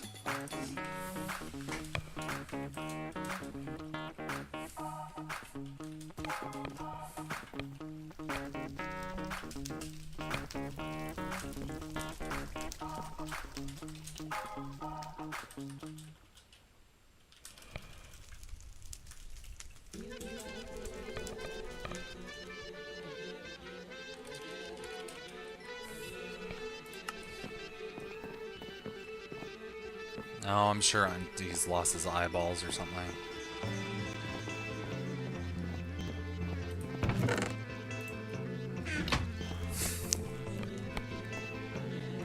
Told you. The gold one was too presumptuous.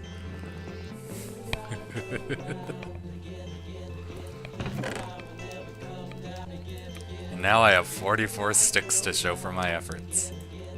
And an egg. Where are you? Where's that horse that's wandering around my house? Hey horse, how's it going? Haha! I've perturbed you. Oh no, you're mad at me. Oh fuck. Horse, no. Don't ride horse in my low ceiling. My beautiful... I don't even remember what this ceiling was made of.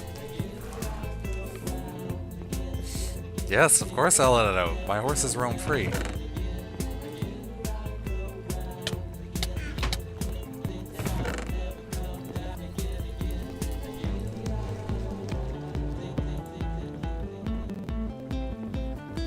Stop it, no. Calm down, horse. Everything's gonna be okay. I'm letting you out, and also punching you in the face.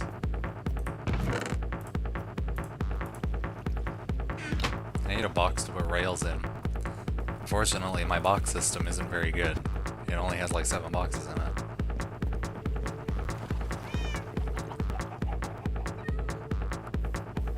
Hooray. This is the most fun part.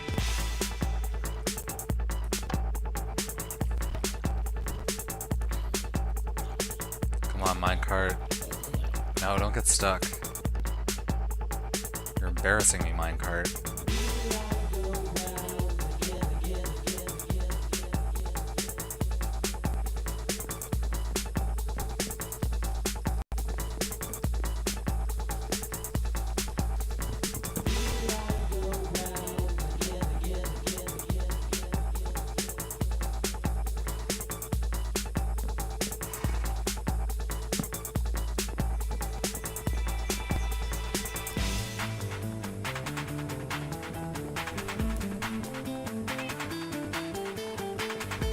Want to hear something unsettling?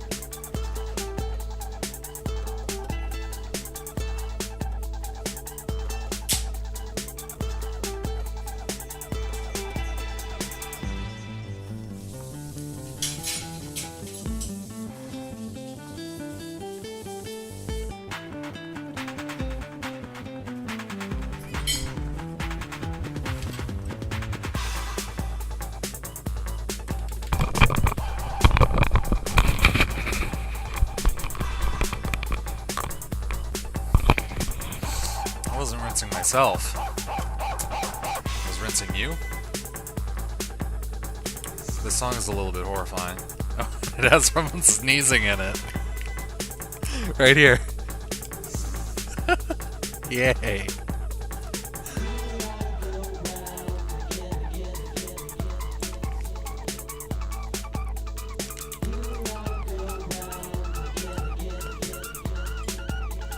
I have 2 weird food items. I have pudding, which if you interpolate based on the cost of the package, only cost me 25 cents. Delicious. Delicious savings.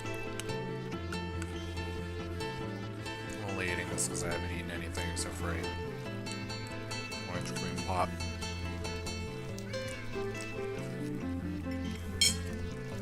And another food item that is confusing. Weird juice.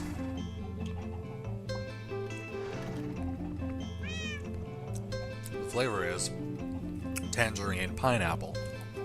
It doesn't taste like tangerines or pineapples, and I don't think it has either of those in it. The ingredients are water, cucumber, apple, carrot, tomato paste, red beet juice, tangerine juice, orange juice, pineapple juice, and natural flavor. Delicious. Hey, what did you do with my pig bit? You murdered that pig, Aunt P. You murdered it. You didn't even have the decency to, oh my god.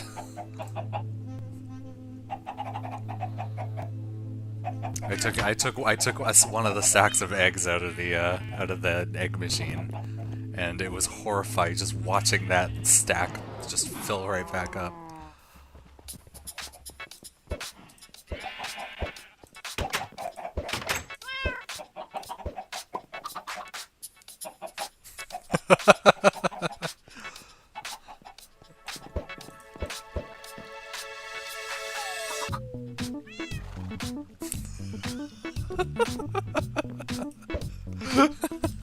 I love eggs.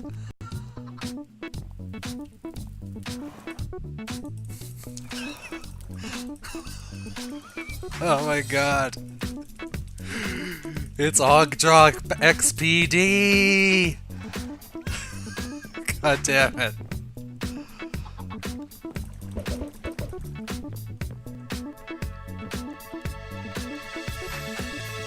I need to cook something. What do I have? I think I have some clay in here. Oh, I actually have quite a bit of clay. Where did I get this from?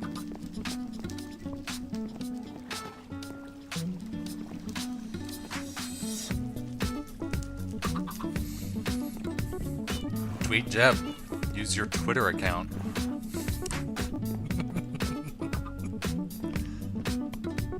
Well, first try it, because you don't know. You might do that.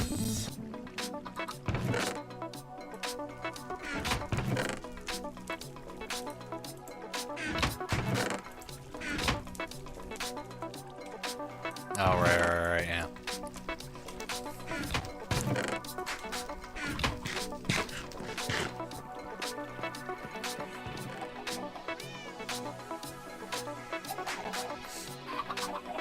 There's a chicken here that's pestering one of the cats.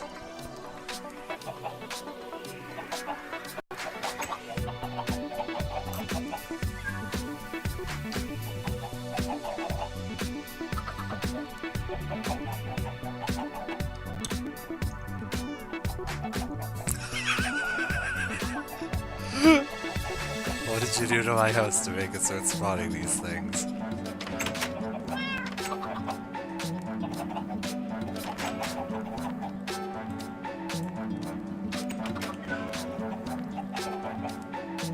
Can you, like, move out of the way so I can kill this thing? Or kill it?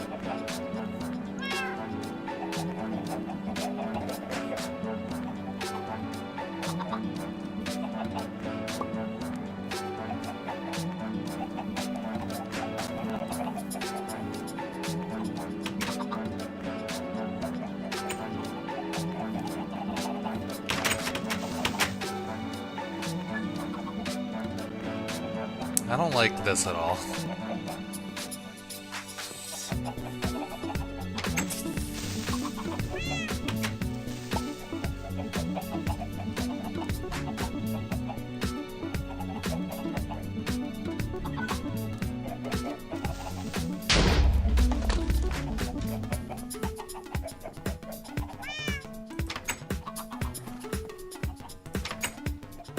It phased through the door using magic.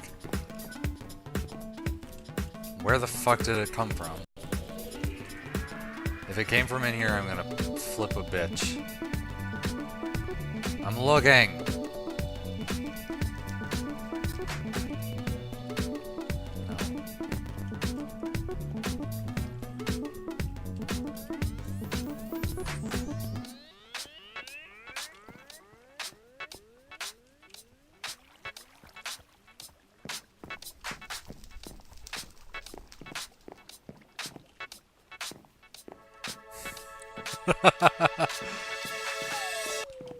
It's not. This room is fine.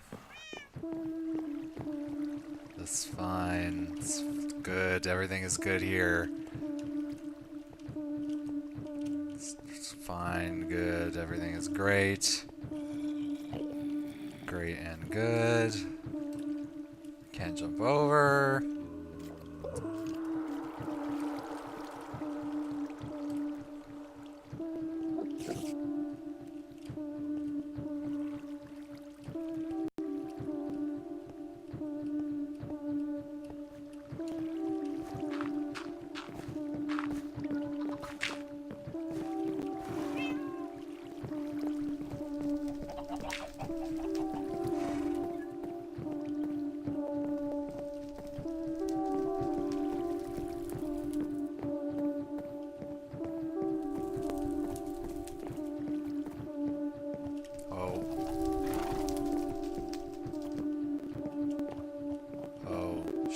right here.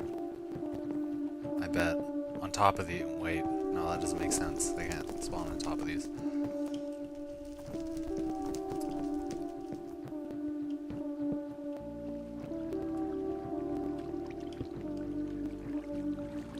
This must all be very interesting for the viewers.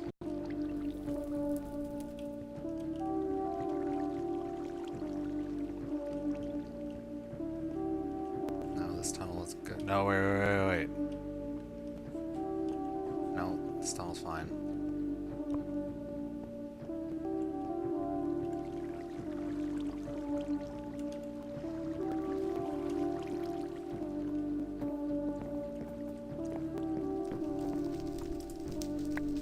Well, we'll get rid of that. No, the waterfall isn't connected to anything.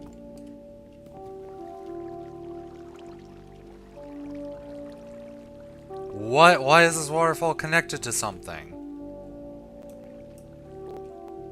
Who did this? If you tell me it was you...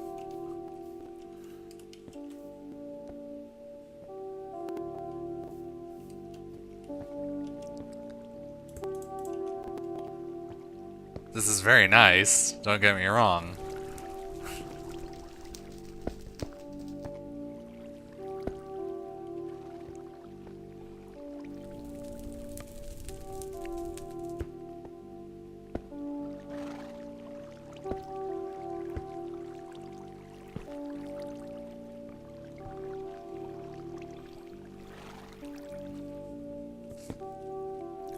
It's not done.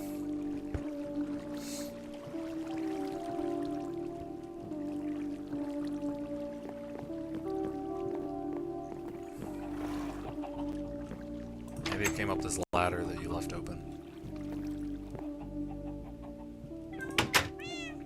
Everything up there is ours. It's not done. The only thing that isn't ours is this beautiful room. Oh my god, look at this fire. And this garbage that I'm gonna get rid of.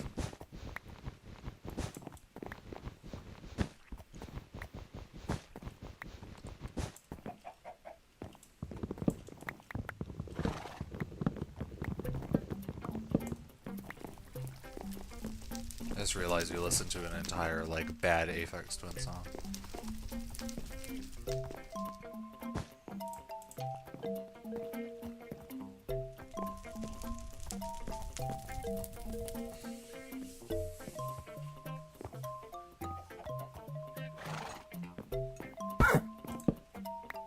Stop hitting the horse. You're making it upset.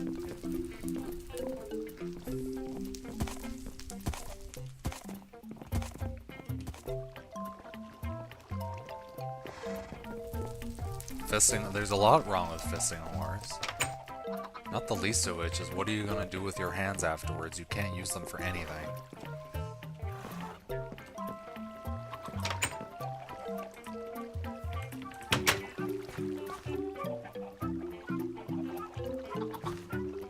You know, it's fine. I was planning on digging up this entire front part anyway. Which I think I might do right now.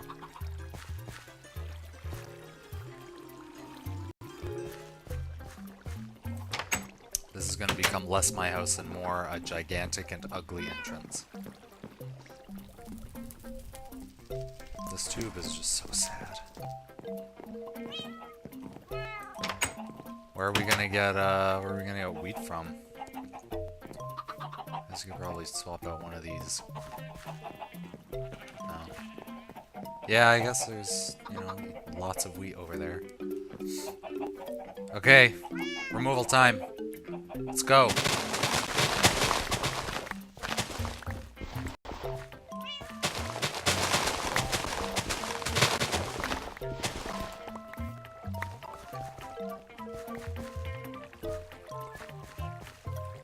Yeah.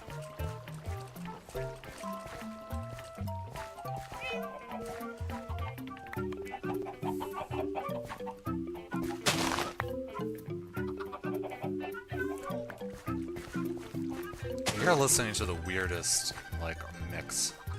Why is this song playing? Oh, there's nothing good coming. Everything is terrible. Okay. These are the sorts of people who have heard my album. My bad album. Let's have it. Let's do songs similar to my album. Nope, that's not possible. How about songs similar to Fish Odor?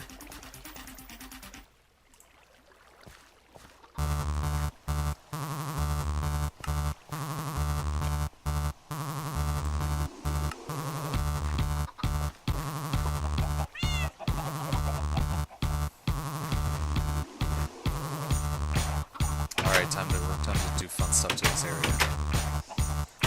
Stuff that you will not approve of.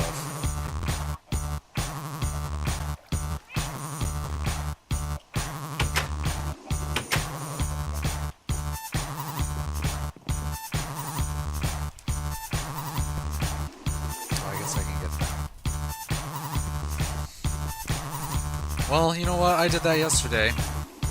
So you have to, you know what? You have to stay up as long as I stayed up. When did I wake up? I woke up at 3. And I went, no, I stayed up 24 hours.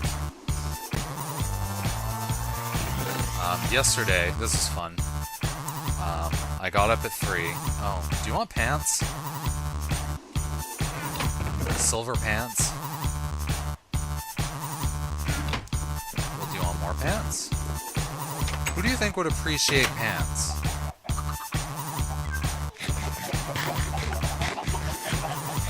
Oh my god, no, Chips would love some pants. I was gonna build something fancy, but no, I'm gonna do something fun instead. I don't have any boxes. I guess that's the least of my problems. Should I... Pink wool... No, we're gonna do wool because wool is cheaper.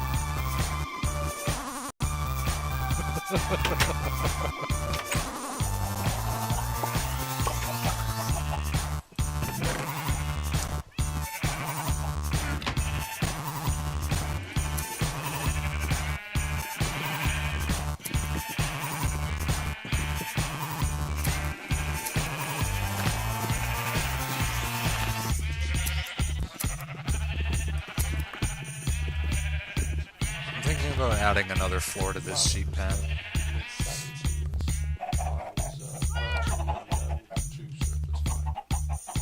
And I was conducting various sonic experiments with the assistance of Mary, my wife. Anyway, during one session, I discovered that by using a succession of techniques I actually developed during the war, I could create an entirely new genre of music, and that was the night I created disco.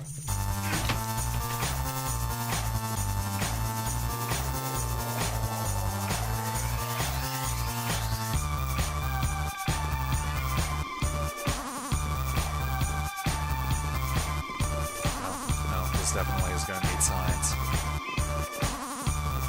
Redstone torches.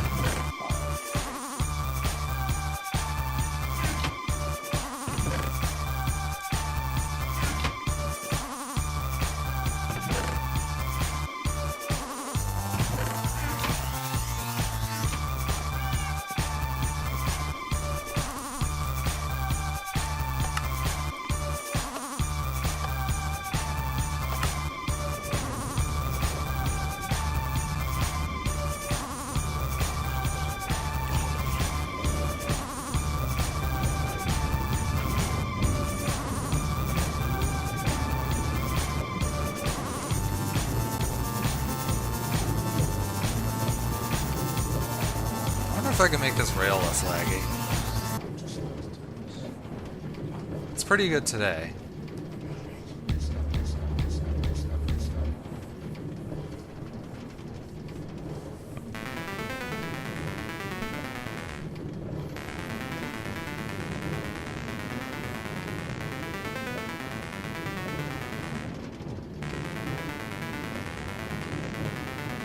I wonder if I could trigger the cart collection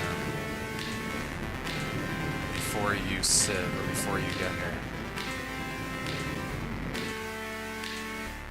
Come on. I win.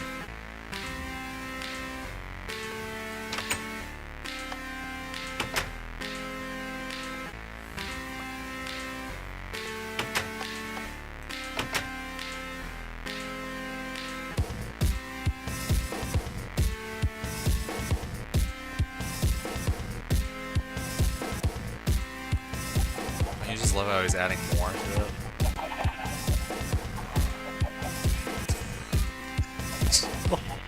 All of Chips' stuff is so derpy.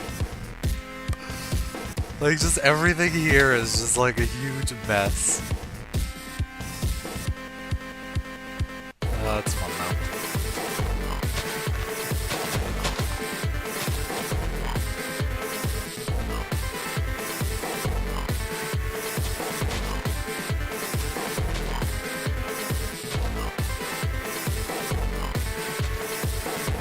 Oh, I didn't bring enough wood to make all the torches I need. Did you bring wood?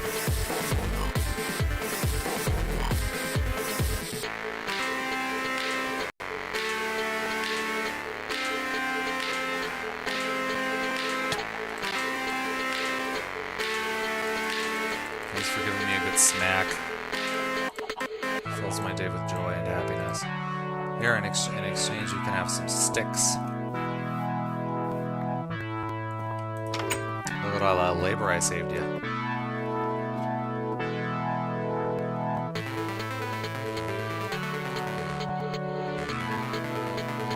Okay, what do I want to do now?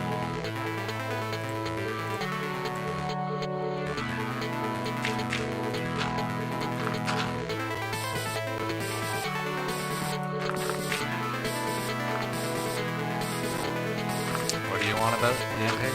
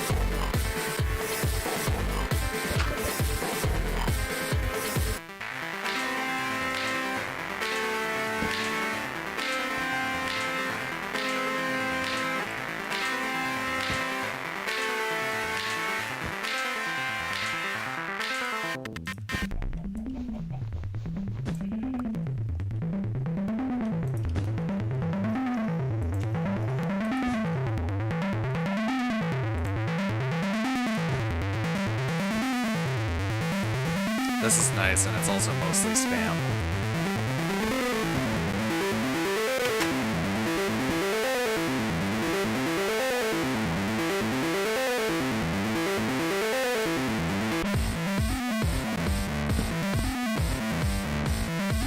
Oh, I didn't bring enough wool for this either. Well, I got that much wool. Let's do those. Get rid of corners, it's fine.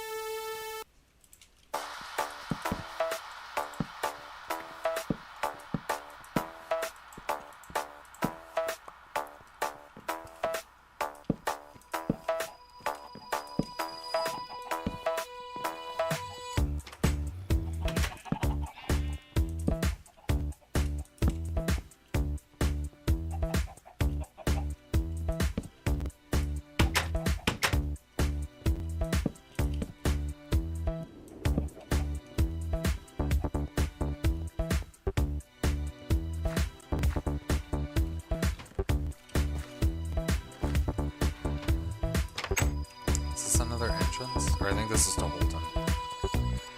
No, this is to that outside entrance, but he seems to have blocked it off. Okay, that's fine.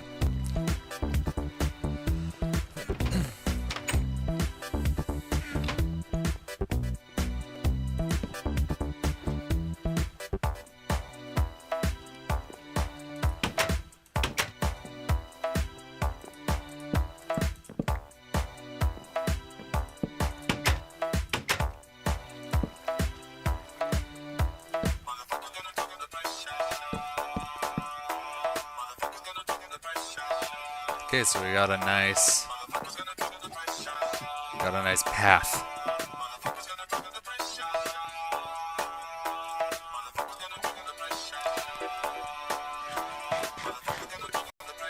This just doesn't even open.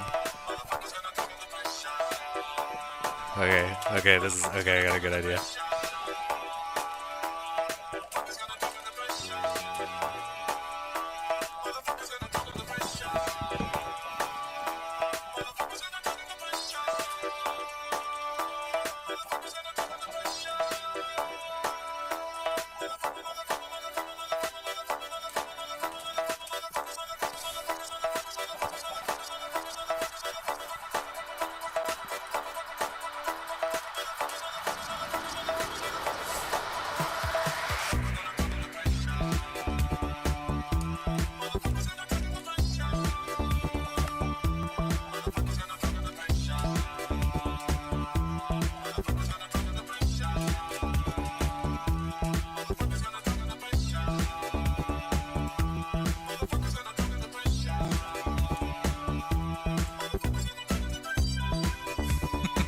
There we go.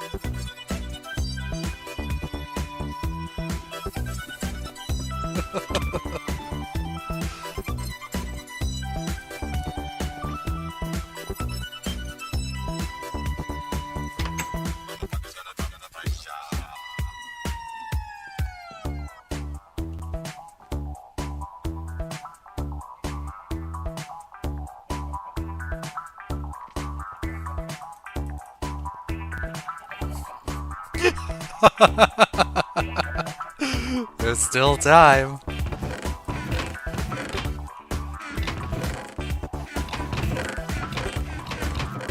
Oh, found it.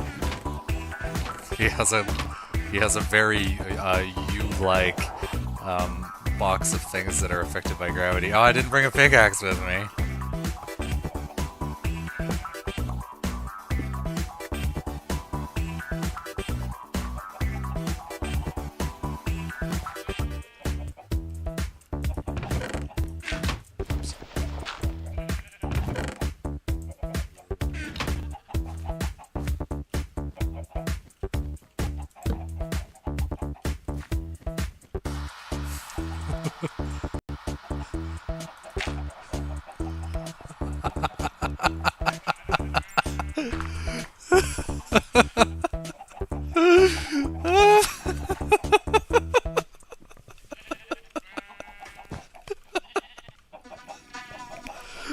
Oh my god.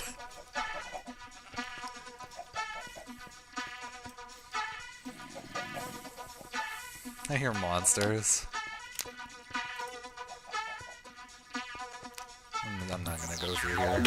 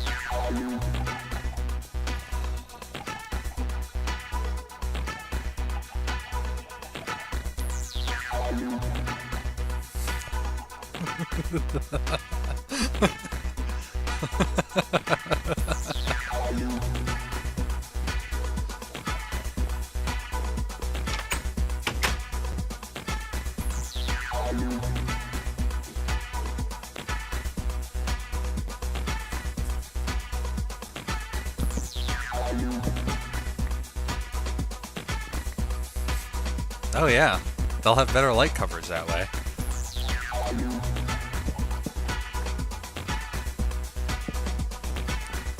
Alright. You know what, I think that makes this a beautiful stream.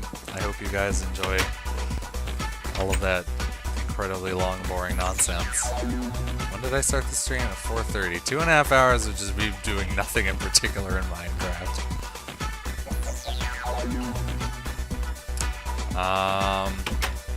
I'll be very pleased to see you all later when I do something interesting. Thanks for watching. Damn, boner.